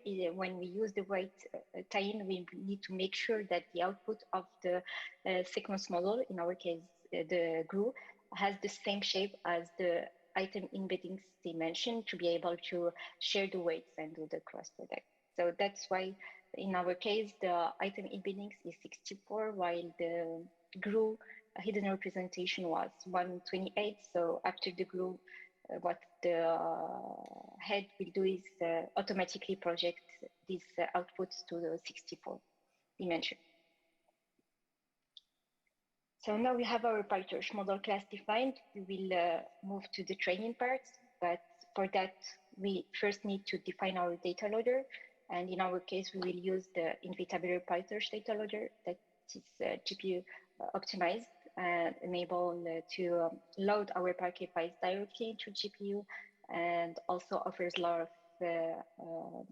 optimization properties to make sure that we take full advantage of the GPU memory usage.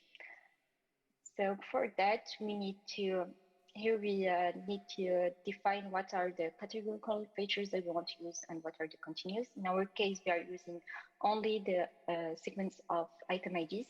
So that's why we have one feature, which is the product ID list. And we will also define the sparse feature max dictionary, because the NV tabular represent the features as the list features as sparse tensors, and the PyTorch model class is requiring a dense representation.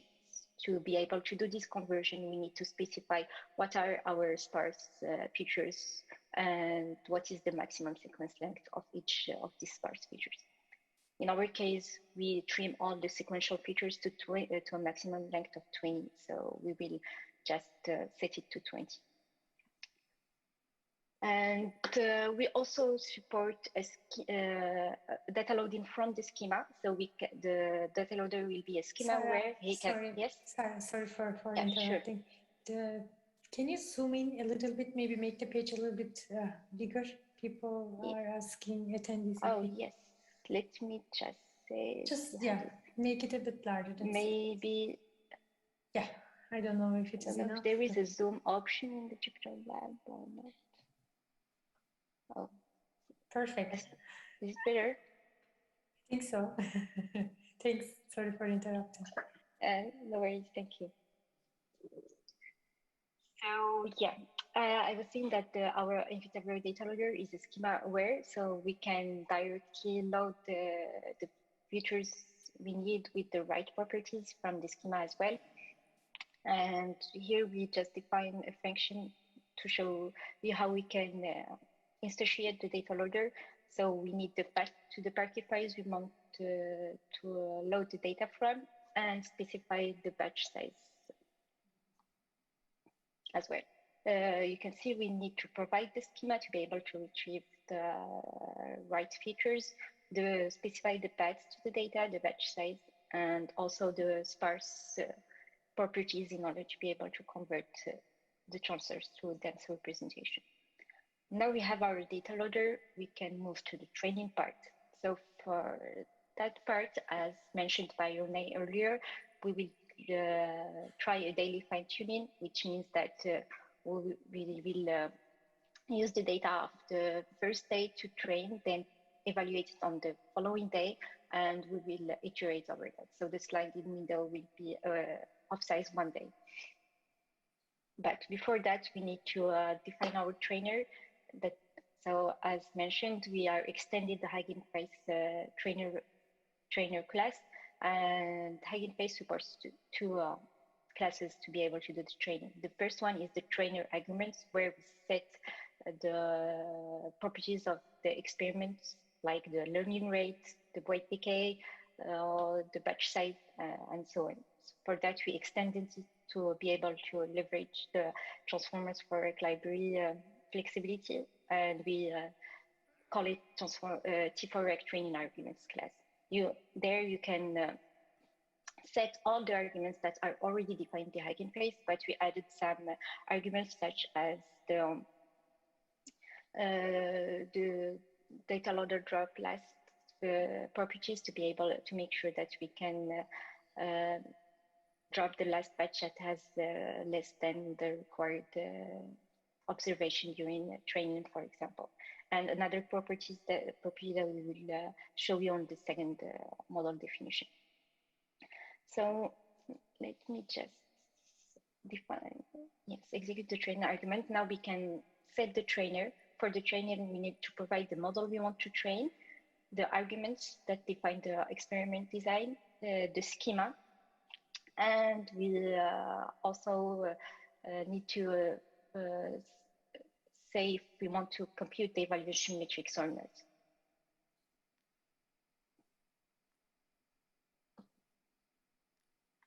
Now we have our trainer. We will also set the output directory where we can save the trained model together with the evaluation scores.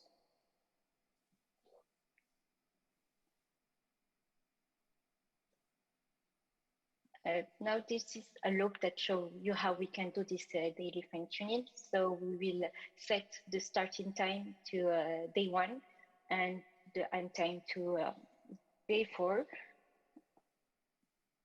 Yeah, my bad.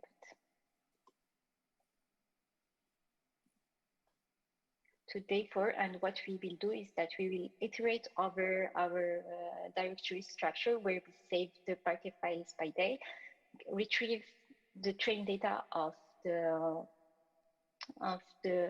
current day and the validation data of the following day.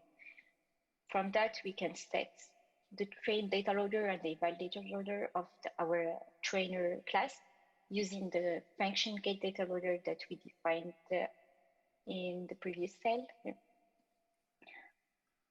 by providing the train part of the specific day and the batch size we want to use that was set in the trainer arguments. Then we will reset our learning rate scheduler to make sure that we initialize the learning rate for a given training iteration and call the train method to be able to actually train the model. Once the training model is the training is finished, we can call the evaluate method that will allow us to compute the evaluation scores for the next day. So just to show you how it works, here we can see the login steps and the decrease of the loss through the iterations. And once we finish the training for day 1, we can retrieve the evaluation for day 2 like this. And we can see we have our indices for both cutoffs 10 and 20 and the recall as well.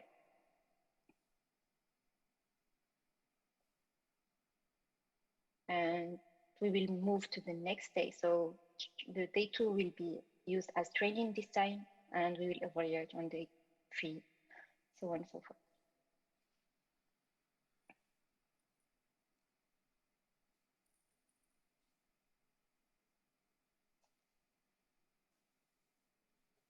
So now we have our evaluation scores and our trained model. We will save the evaluation in a text file to be able to retrieve it later and compare it with the other models.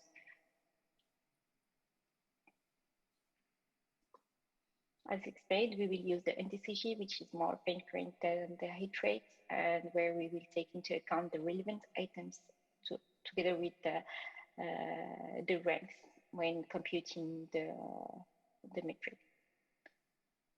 So yeah, this is the first section where basically what we do is we define a GUI model for a session-based task using the sequence of item IDs. We show how we can use the inevitable data loader for GPU optimized data loading. Then we train and evaluate using the trainer class that is extending the Hugging Face library.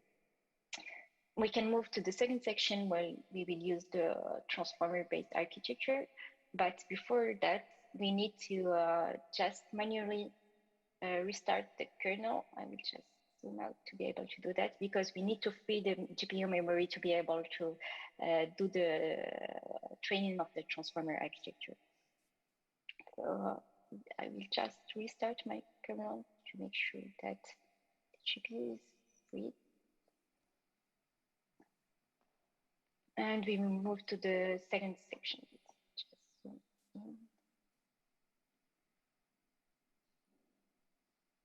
Yes.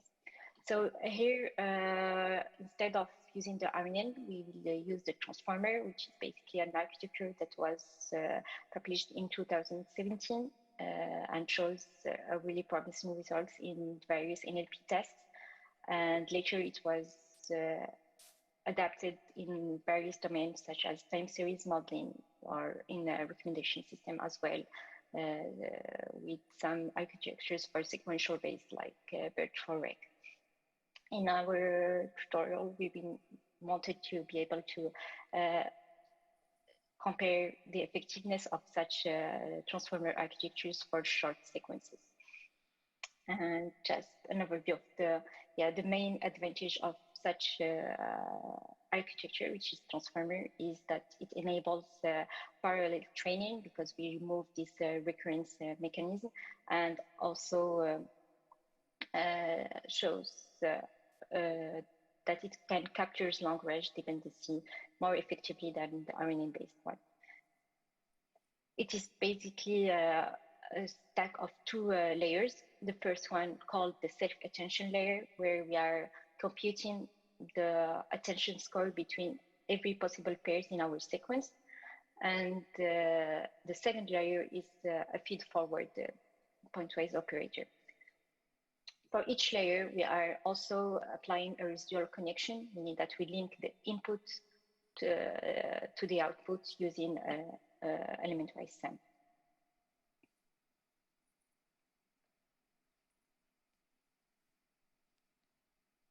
So yeah, this is, if we want to zoom in the transformer encoder architecture, as I said, we have this self-attention to compute the attention scores. We have a residual connection, then a feed forward, and finally another residual connection. And we can stack different transformer blocks in series. So let's move to the XLNet architecture that we're gonna use in our tutorial. As you may already know, there are a lot of architectures that are published in the NLP domain. The most known one is the BERT, but XLNet came after and suggested another pre-training approach called the permutation language modeling that aims to leverage the advantage of both tasks, the causal language modeling and the masked language modeling. But interestingly, in our paper, what we noticed is that XLNet trained with the masked language modeling for short session-based tasks, for short sequence session-based tasks was more effective. So that's why in our tutorial, we will use this architecture with the masked language modeling instead of its original pre-training approach, PLM. Just a comparison between these two tasks. So the causal language modeling, you can see it as shifting the input sequence by one position and at each position you are trying to predict the next item based on only on the left past interaction. So we are leveraging only the past information.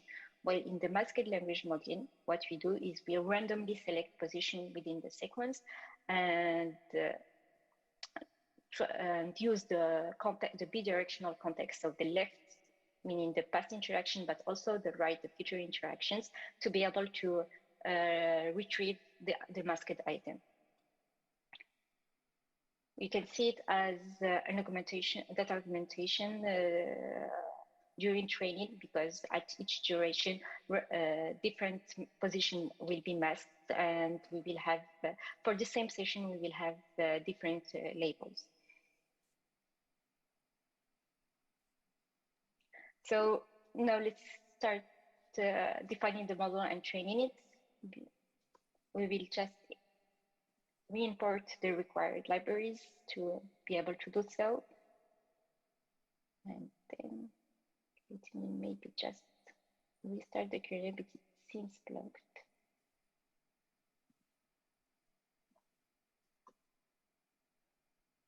Yeah, now it's working. So we have our libraries. We can, same as the first section, we will load our schema and only use the item IDs as input. We will define our tabular sequence features input module that allows us to project the categorical to the right embedding space, and also prepare the masked inputs and labels. In our case here, we are using the masked language model instead of the causal, so we will just need to update this parameter.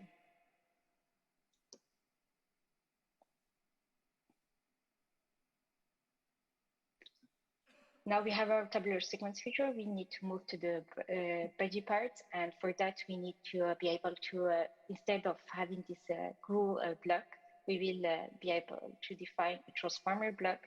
And for that, we first leverage the configuration from the Hugging Face. So each architecture in Hugging Face comes with a specific config class where we set the different parameters needed to instantiate the XLNet architecture.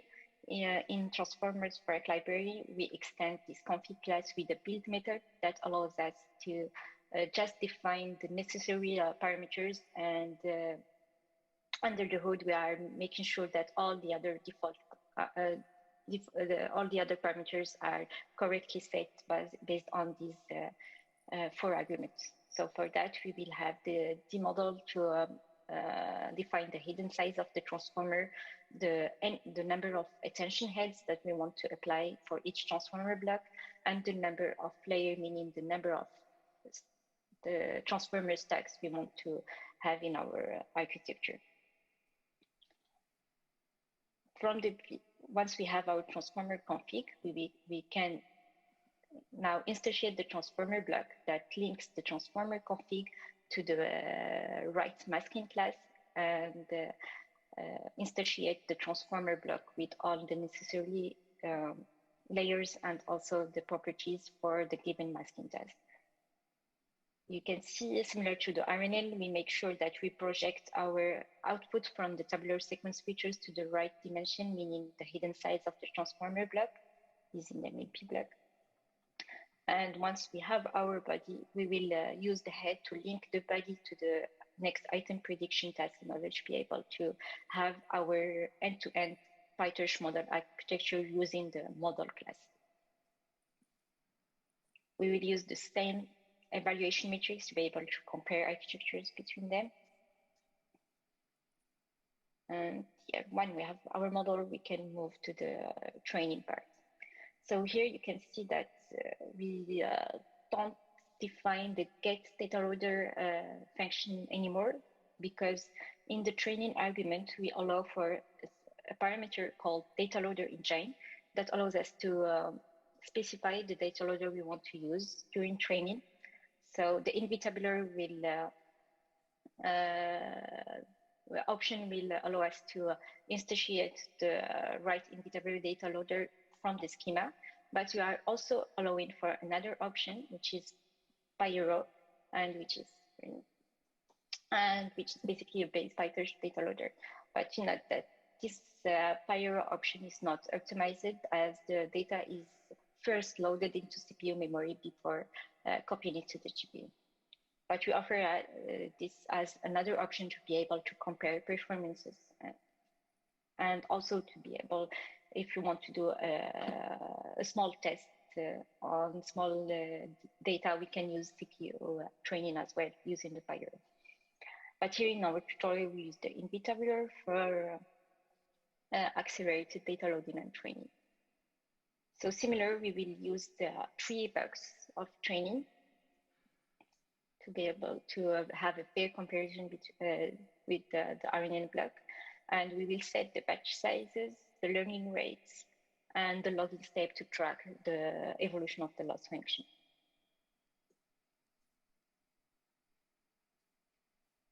So similar to the trainer class, I will just move quickly to because it's this part, because it's really similar to what we had in the RNN section.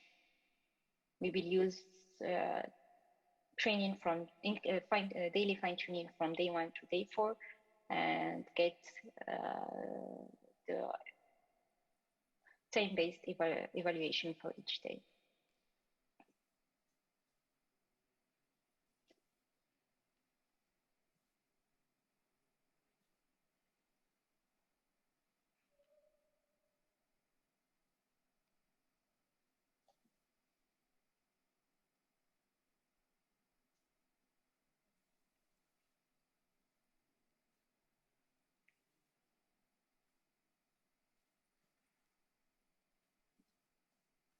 In the meantime, if you have questions, don't hesitate to post them.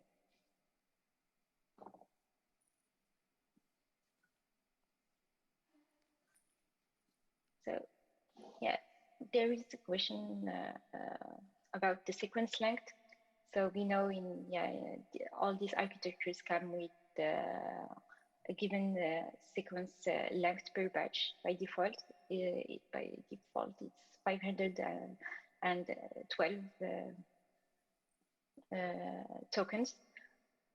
So in our case, for session-based, as you can see in our paper, we reported the average sequence length for each dataset we used, and it was around the 6 items in the sequence. So we can use all the architectures for that part, but for sequential based recommendation task where we can have longer sequences, we can imagine that we can use other architectures that are specifically optimizing this part. So just to give you an example, we have the transformer XL that allows for a recurrence mechanism between the blocks, between these 500 blocks. So if we have a sequence length more than 500, transformer XL will allow you to be able to leverage past interaction and forward it through the blocks.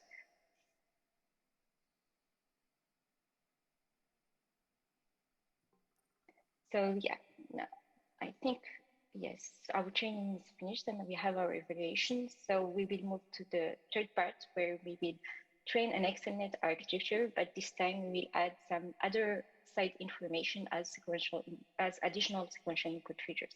But just before that, we need to make sure that we restart the kernel and free the GPU to be able to do the remaining training. And now we will move to the third model. So similarly, we just need to import the libraries. And then here we need to define our tabular sequence feature that will allow us to process our inputs and generate the interaction vector. So as you can see here, we have more than one feature. So we added 2 other categorical features, which are the category of the item and the brand. And we also add some continuous features that we generated during the HCL part, which are basically the temporal-based features like the recency of the item, the day of the week, as well as the price and the relative price. We also set the schema that we want to use for this specific model, and here we will provide the names of the columns we want to use. So we will filter the specific features from the schema file. And yes, and here we will define the tabular sequence feature, but as you can see, we have an additional parameter for this time, which is the aggregation model, because we have more than one input, and we need to think about how to aggregate these different inputs in order to have one sequential vector representing all the information we need about the given item interaction.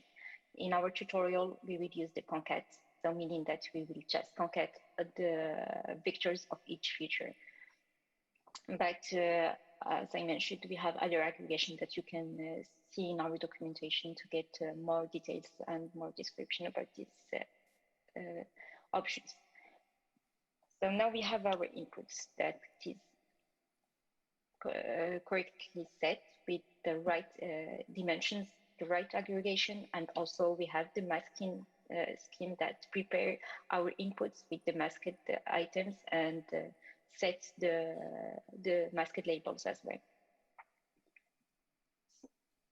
Similarly to the previous section, we will use the XNet config to set the right parameters and call the body to define the sequence of module we want to apply.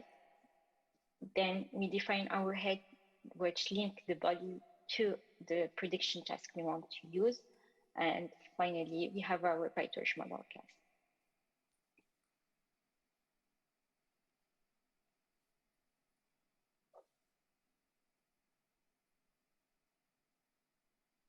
For the training part, nothing changed from the previous section. We will use the NVIDIA one with the same number of epochs. And we set the batch size, the learn rate, and so on.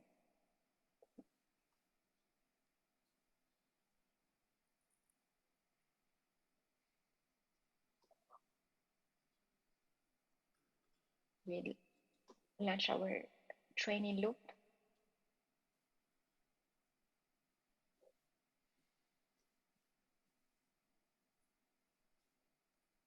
And in the meantime, yeah, maybe just a remark on the next item prediction task. So what we use under the hood is a categorical cross entropy loss, but we can support custom losses, and we have just to set a parameter here in the next item prediction with the loss we want to use.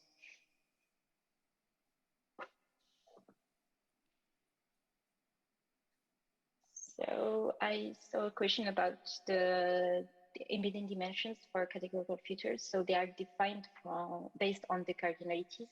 If I go back to the schema structure,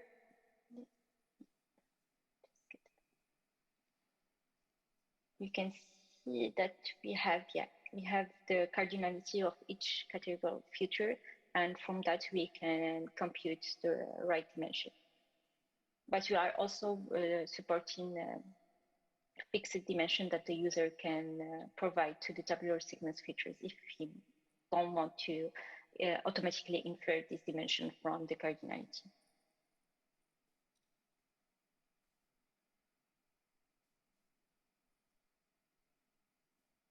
Let's just check if the training is finished.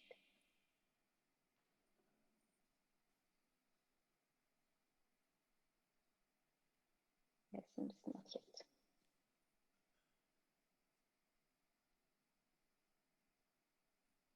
Maybe in the meantime, Sara, we can make an announcement. So participants are asking if they can reach out to these notebooks later. So all the notebooks are available on our GitHub repository. If you go to Transformer for a GitHub repository and click on the examples folder, you will see there's a tutorial folder, and you can find all the notebooks available there. Of course, you need to then run this all in your environment, but at least you will have the notebooks. And we will, for the TensorFlow questions, we will provide TensorFlow examples soon. So we have this Transformer for library is compatible with TensorFlow and PyTorch, and you will get the examples very soon. Thanks. There was just another question about negative sampling. So it's not required with masked training loss, as for the masked trainers, we just need to get access to the session of interactions and randomly mask items from this session and try to predict them. But we want to support the negative sampling and try some RecSys losses that leverage this negative sampling and see how it affects the masked language training task. So definitely it's something that we wanted to test in our future work.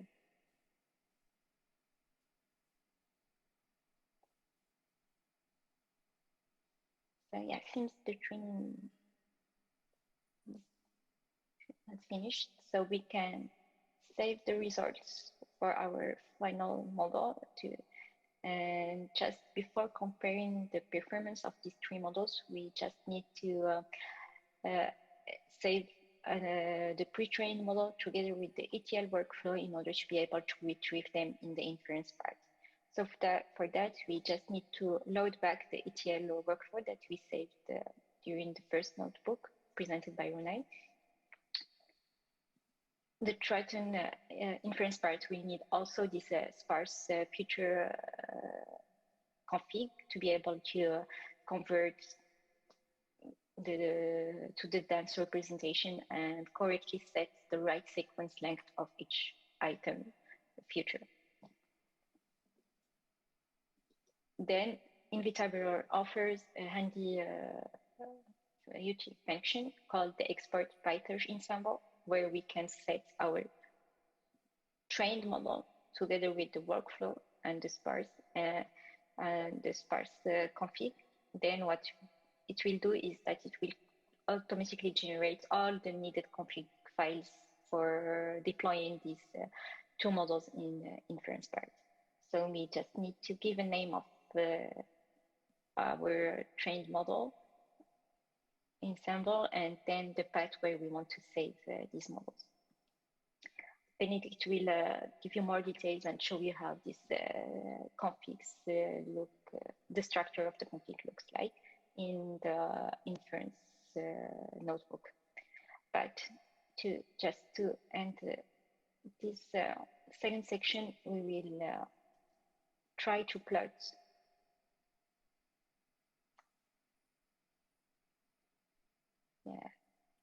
so let me just test the voice.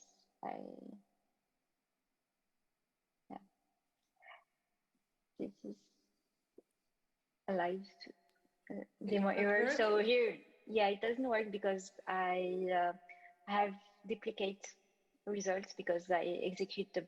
Can you remove it? Yeah, go to results. The note, yes. Yeah, you can just remove it from the text file. Yeah. Yeah, right. That's what.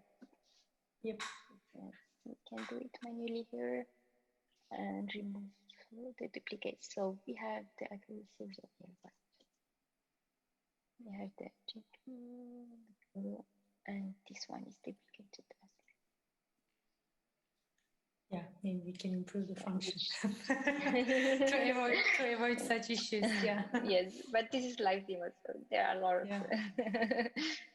Yeah. It's okay. So just to make sure, yeah. So now we have non-duplicate results for our three models that we tested, and we can plot the evaluation metrics. So we have the NDCG for both thresholds, cutoffs, 10 and 20, as well as the recall. And as you can see, we have a slight improvement when using XLNet compared to the crew based model. And if we add the site information as well as additional context to the model, we see a boost of these evaluation metrics. So just before wrapping up this section, we are curious to get your thoughts about these results and what can explain the fact that XNet with site information is leading to the best results. So maybe you can use the Slido chat to just share your thoughts about that.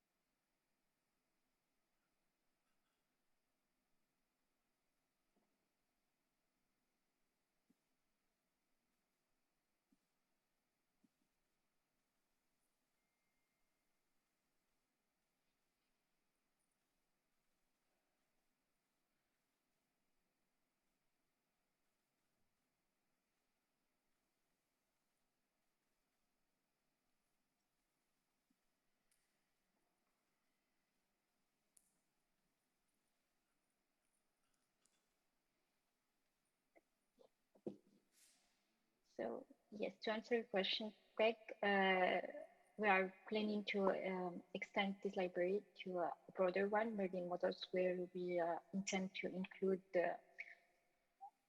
all the deep learning and even non-deep learning models, and make sure they are optimized for and they are optimized and production ready. So we wanted to this library focus on bridging the gap between NLP and the RecSys, and focus on leveraging the transformer architecture. So we are actively extending and adopting all the transformer architectures that we can use in the RecSys domain.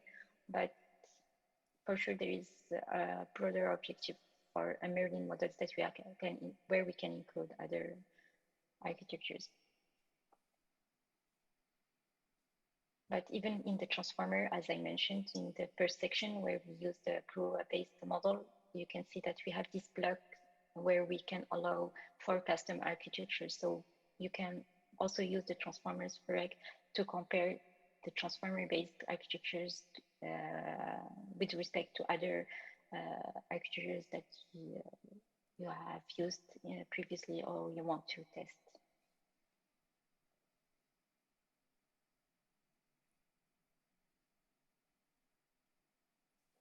Yes, so for these transformer architectures, we can definitely retrieve the item embeddings from the model, and from that we can use these embeddings as for model validation, for prediction analysis, but also as pre-trained embeddings that we can use in other tasks as well, as long as we are leveraging the same catalog of items. That's the challenging part in the recommendation system, because in NLP, our input is fixed. It's the vocabulary of words, and it's not changing over time.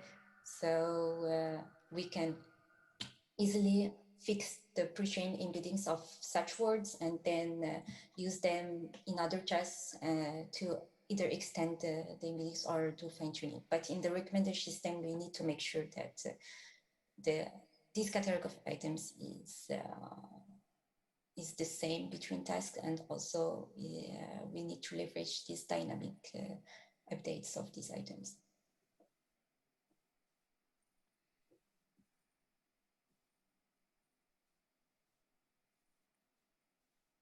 So I think for the sake of the time, because we have another Q&A session just after Benedikt talk, so maybe I can hand it to you, Benedikt, to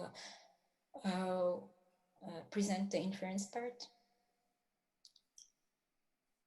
Sure. Hi. Perfect. So let me just stop sharing my screen. Yes. So can you all see me? Perfect. Let me share my screen now.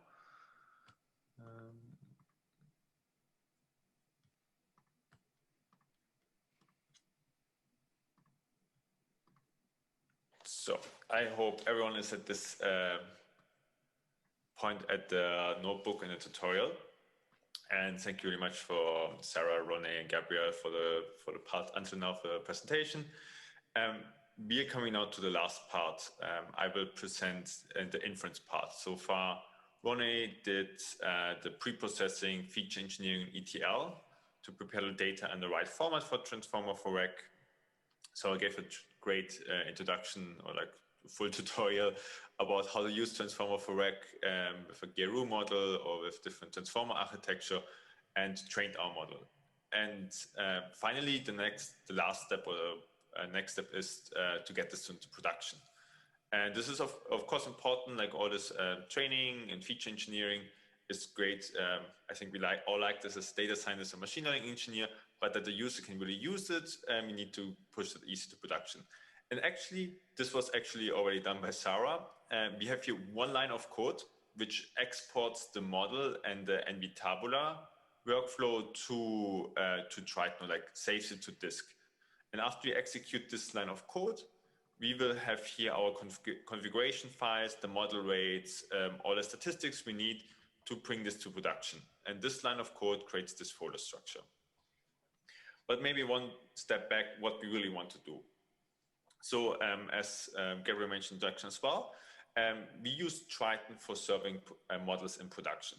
Triton is a library for deploying machine learning or deep learning model to production. It's not depending on the deep learning framework. It supports PyTorch or TensorFlow. It supports custom framework. It supports boosted trees. And Triton is in general a library, open source, you can use it, which makes this kind of deployment easy in terms of model versioning, collecting certain health metrics, and specifically what we are interested in is like utilizing GPU and CPU. You can run it on CPU mode, you can run it on GPU mode, but utilize. Benedikt, sorry. A participant says we can only see dark room. Please fix. Umberto, can you see Benedikt well? If Umberto is around. Is it my screen or is it my... I can see you very well because we are on Zoom, but I don't know if on streaming, do they see dark room? No. Ricardo says that we they can see it dark now. room. I don't know if you can hear me.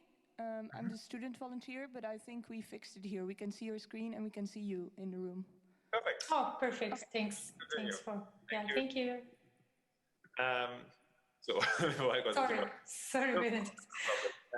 I explained Triton. In the end, I explained Triton as like a library that makes deployment of AI models, boosted trees, deep learning models, is TensorFlow, PyTorch, custom built frameworks, easy to make that to production and collects all the health metrics, does versioning, and so on. And of course, with the goal to utilize the GPU as well.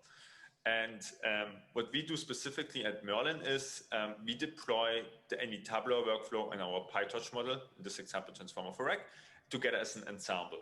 And I want to take like 1 or 2 minutes to explain why this is really important.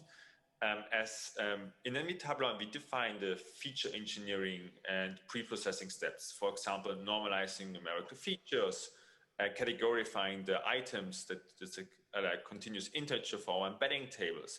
And these statistics and mapping tables, they have to be constant, or like they have to be the same in production than we use during training.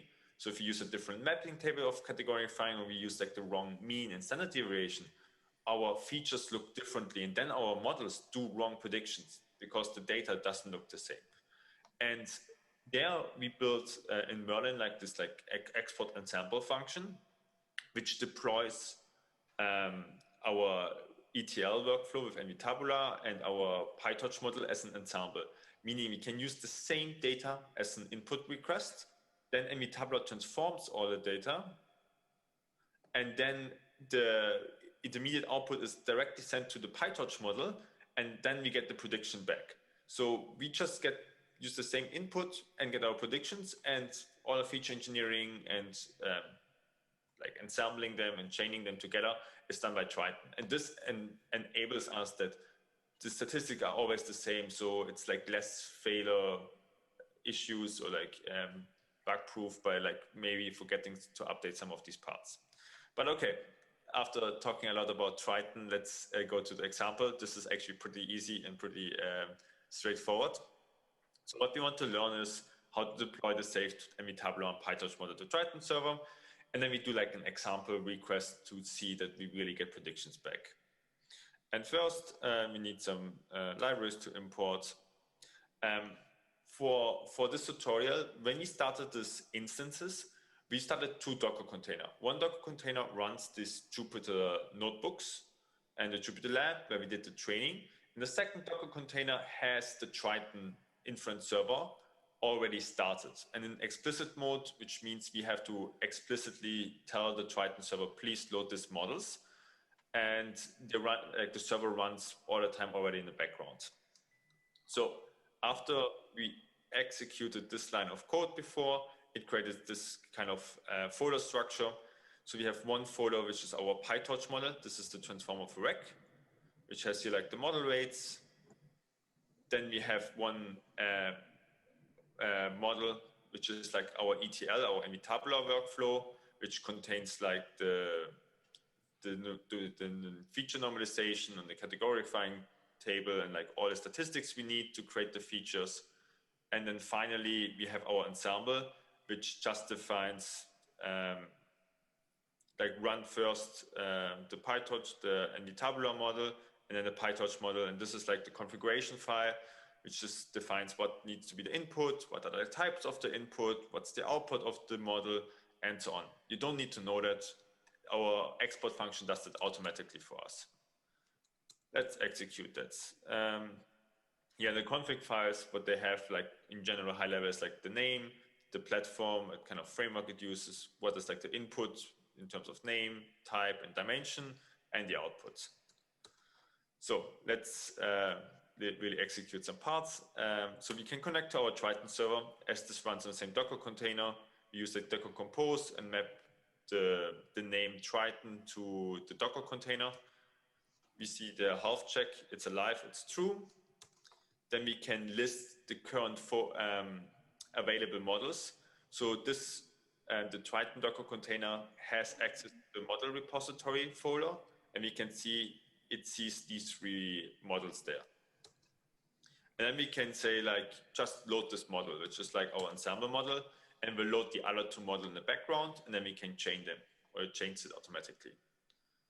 This will take a second because it has to load the NVIDIA model, then the PyTorch model, and then finally the ensemble. And then it's deployed. Then it's ready for request. It could be ready for serving your production system, and so on. So now we want to make an example prediction, or we want to make an example request. For that, we take the input data, which is in our data folder, and load a part of a batch. As we only wanted to look at batch sessions with at least 2 examples, we filter on the sessions which has only at least 2 examples. And this is like our example data. As you can see, this is exactly how the input data in our first notebook looked like before we executed NVIDIA. And then we convert this to like a Triton inference object from our QDF object, and then we send it to Triton.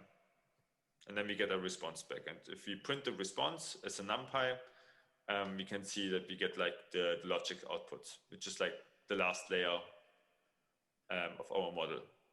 So, and in the background, as I said, it used this input, transform it to the input our model expects, and then runs the model, and we can just see the output. We added a helper function which visualizes the output. So for a different session, it groups them together, the predictions, sort them, and then you can see like the item IDs, which has the highest score, would have the highest score of the prediction. And that's it. That was really easy to get these models to production. And yeah, this is like the end-to-end with Ronay explaining the NVIDIA and ETL workflow, Sara about how training, and these few lines of code you need to get this really into production. We can unload the model. This is the reason, like if you want to free GPU memory, otherwise this will always stay in the Triton server loaded, and then you will have a problem maybe to execute the next part. Any questions?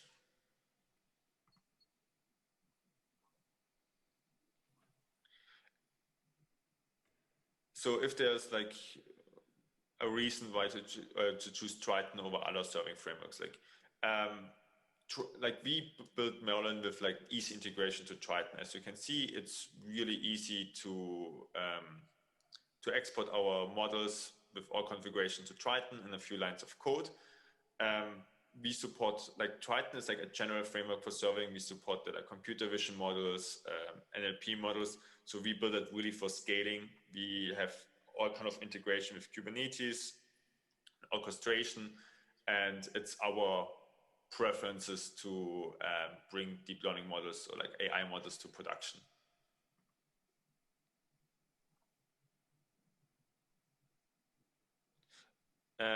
There's one question: if the transformer for PyTorch folder is not a model repository.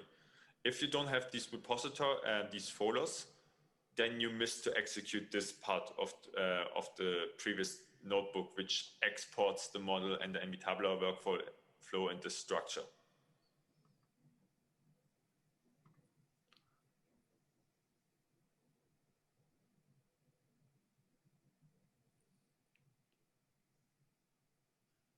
There's like a question about if Triton server supports caching.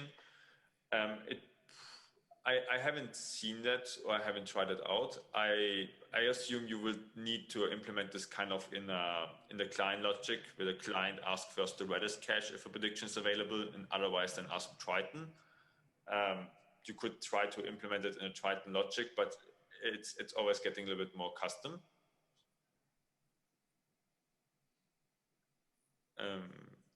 Yes, so after we finish this one, you can restart and execute the notebook to free all the memory. And then the last part is a small exercise. So if you go to the fourth folder, build your own model, we want to provide the opportunity to try out the library and explore the library yourself, and using like working on a small exercise to use your own model. And in this example, you will build yourself your session-based recommender model, but with another state-of-the-art transformer-based model, and this time use GPT-2. GPT-2 is like a really powerful language model. And we provide the skeleton of code, but in the skeleton of code, there are certain fix me, which kind of indicates what kind of code blocks or code parts you have to update. And some of them is like instructions like use only the product ID, list sequence, and the ET day of week, sinus list sequence, and the cosinus list sequence column. Define the input model with the correct arguments. Keep in mind we want to keep the GPT support. Set the number of training epochs to 2. Define the correct configuration class for GPT-2, and disable wait time. There's like solutions included in this notebook. We hid them. So if you make a click or double click of the 3 dots, you will see the correct solution for the code cell above. If you search for fix me, you will see the places where we miss certain code elements. You can start exercises. We are still available in the chat or in this tutorial.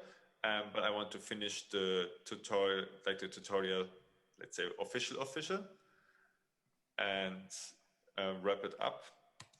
So we talked a lot about transformers, and a big thank you to Gabriel, Ronay, and Sara to preparing this tutorial and providing the most content about ETL and training this transformer for Rec. Transformer for Rec was presented during the RecSys conferences on Wednesday, the demo, and today we had the tutorial. It's 3:30 to 4 p.m. CS, like European time zone. We have our virtual meetup in Zoom. So feel free to join our meetup. We will have the a short summary about our Transformer for Rec, and then have an open Q&A where you can ask all the questions you want about Transformer for Rec, or in general NVIDIA Merlin, or what we do in recommender system. Short spoiler: if you join our session, we will have a GPU as a lottery, so you have the chance to win a GPU if you join the meetup. So I would highly recommend to join our session if you are interested in a GPU. In addition, we have 2 more presentations from NVIDIA during the RecSys conference. At Friday, in the workshop for the RecSys 2021 competition, I will present our winning solution for the competition, which uses a mix between boosted trees and deep neural networks, which should be around 6 p.m. European time zone. And then on Saturday, one of our colleagues will present their work about using graph neural networks for sequential recommendation in the knowledge graph attention for sequential recommendation workshop. I can recommend this talk definitely as well if you're interested to sequential recommendation systems. Finally, we would love if you would give us feedback about our tutorial. There's a link. Maybe Ronay or Gabriel, you can add this to the Slido as well. The QR code will get you to the link as well. It would be really nice if you can provide feedback, tell us a little bit about what you liked about it, how, if you used before recommender system, if you will recommend it a friend. This is for us really important to build more tutorials like that. We were last year here presenting for feature engineering, a tutorial, this time with Transformer for Rec.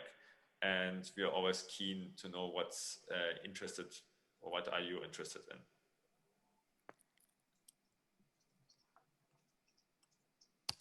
So that's the end from our tutorial.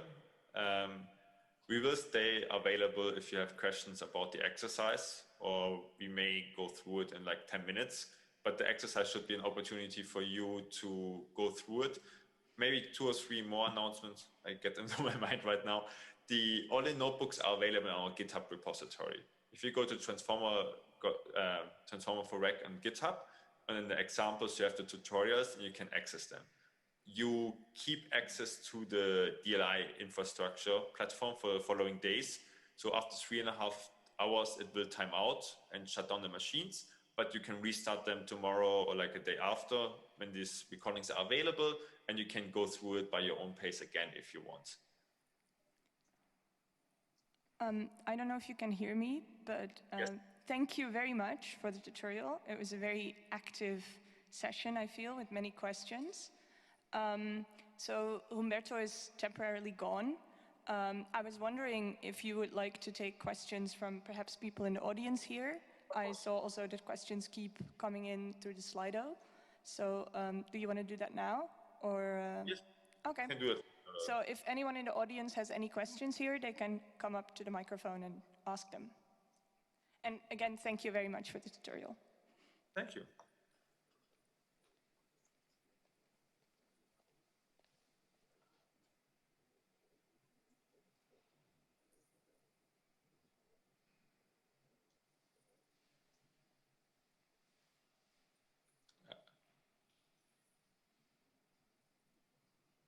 I can also ask a question. So you mentioned the GitHub repository where people can also find these notebooks. And I noticed some questions in the Slido were about recent updates also. So are they also in this repository? I'm not sure what updates. Yeah. Okay. So here, this tutorial folder is almost like identical, what you are seeing today. The updates will be like, not updates, but let's say additions, for example, TensorFlow. This is all PyTorch, right? And we want to create TensorFlow examples in addition to that. And also, Tabular now has a functionality in its new release that you can create the schema directly from the workflow. If you notice that we had the schema already there, schema protofile, but you should be able to generate schema from the Tabular workflow when you create your workflow. That means that you don't have to bother creating a schema protofile. It will be there already. Exactly, thanks, Benedikt. So that's also, we will provide an example for that. But tutorial folder should be up and ready. There are instructions how you can use the Docker image if you want to. If not, you can run the examples in the Conda environment, etc. So it should be ready to go. If you hit any issue, please create a GitHub. I mean, GitHub issue, we will definitely fix it right away, but it should be working properly. Okay, thank you very much. I think some question I remember in Slido was something around other models or certain features, like as Ronay said, like feel free to add GitHub issues for feature requests. We continuously develop the library. Like this is like right now the current state. The tutorial is like based on the latest release, but this will not stop here. We will continuously improving it. As Ronay said, we're adding like TensorFlow examples to it. We make it easier with the schema file, but there's like more and more improvements we will build over time. And of course, based on feedback we are getting from the community, we will integrate it too. Okay, thank you very much. I think we can also continue other questions through Slido. And again, thank you very much. Can everyone see the feedback form? Like around the audience or those who are joining virtually? Do you have any issue opening the form? And please fill it out. It's very important for us, your feedback. We will appreciate your time. It's not going to take too long. Also, if you would like to contribute to library, you are more than welcome. This is an open source library, right? So you can create PRs on GitHub if you would like to contribute. And we can definitely always collaborate. Okay. Looking if there's other questions in Slido, like what's the output column is here. This is like the logics before you would apply softmax to the layer. So the really negative values will get probably to something like 0. And then the highest value is the one you want to recommend in the end.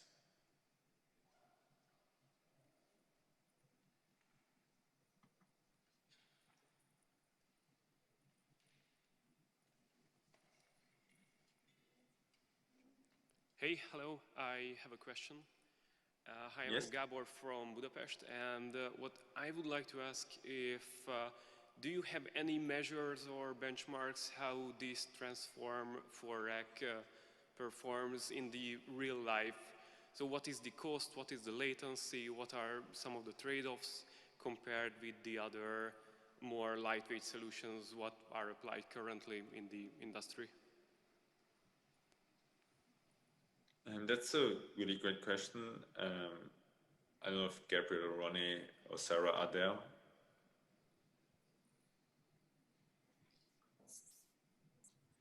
Yes, if I may just specify. So for this first release of the Transformers for Rec library, we really focused on making sure that we can leverage all the transformer architectures from the NAP domain and also allow for the first comparison experiment that we did in our research paper where we focus on the training part.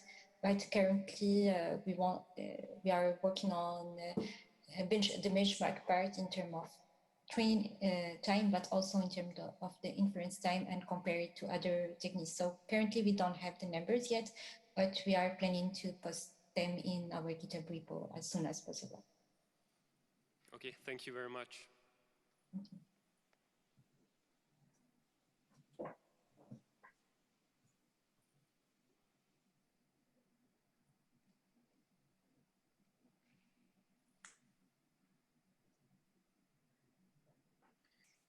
If maybe someone in the audience want to share if they are using sequential or a session-based recommendation algorithm in production, and maybe what you have been using, your main challenge there, it would be good for us to discuss maybe. Yeah, we are open for some overview on how you're tackling those tasks currently with your current tooling.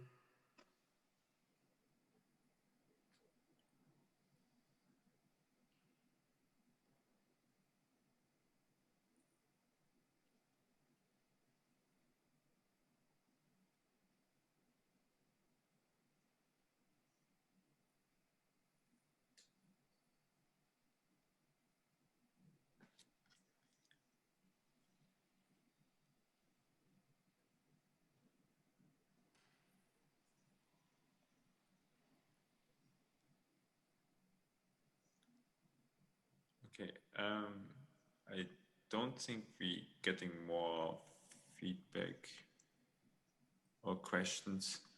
I don't know if we should go quickly over the solution for the exercise, which is actually included in the notebook.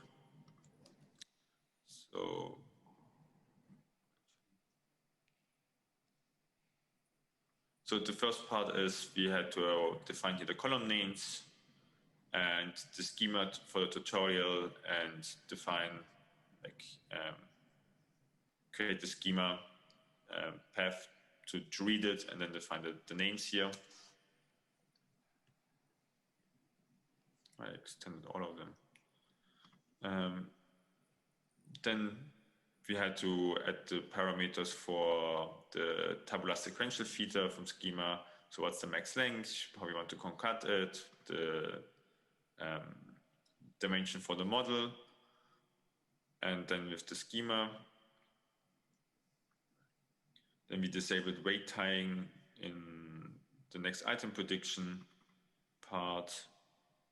Do I miss something else? I think that's it.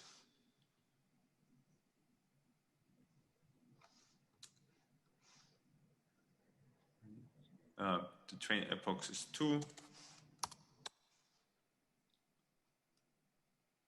We can initiate the trainer, and in the end, the input year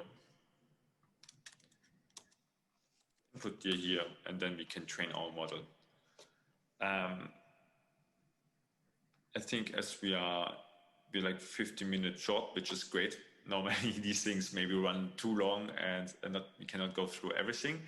I hope you enjoyed the tutorial, and it's hopefully we get great feedback from you in the forum, or feel free to contact us through the GitHub repository, leave a star there,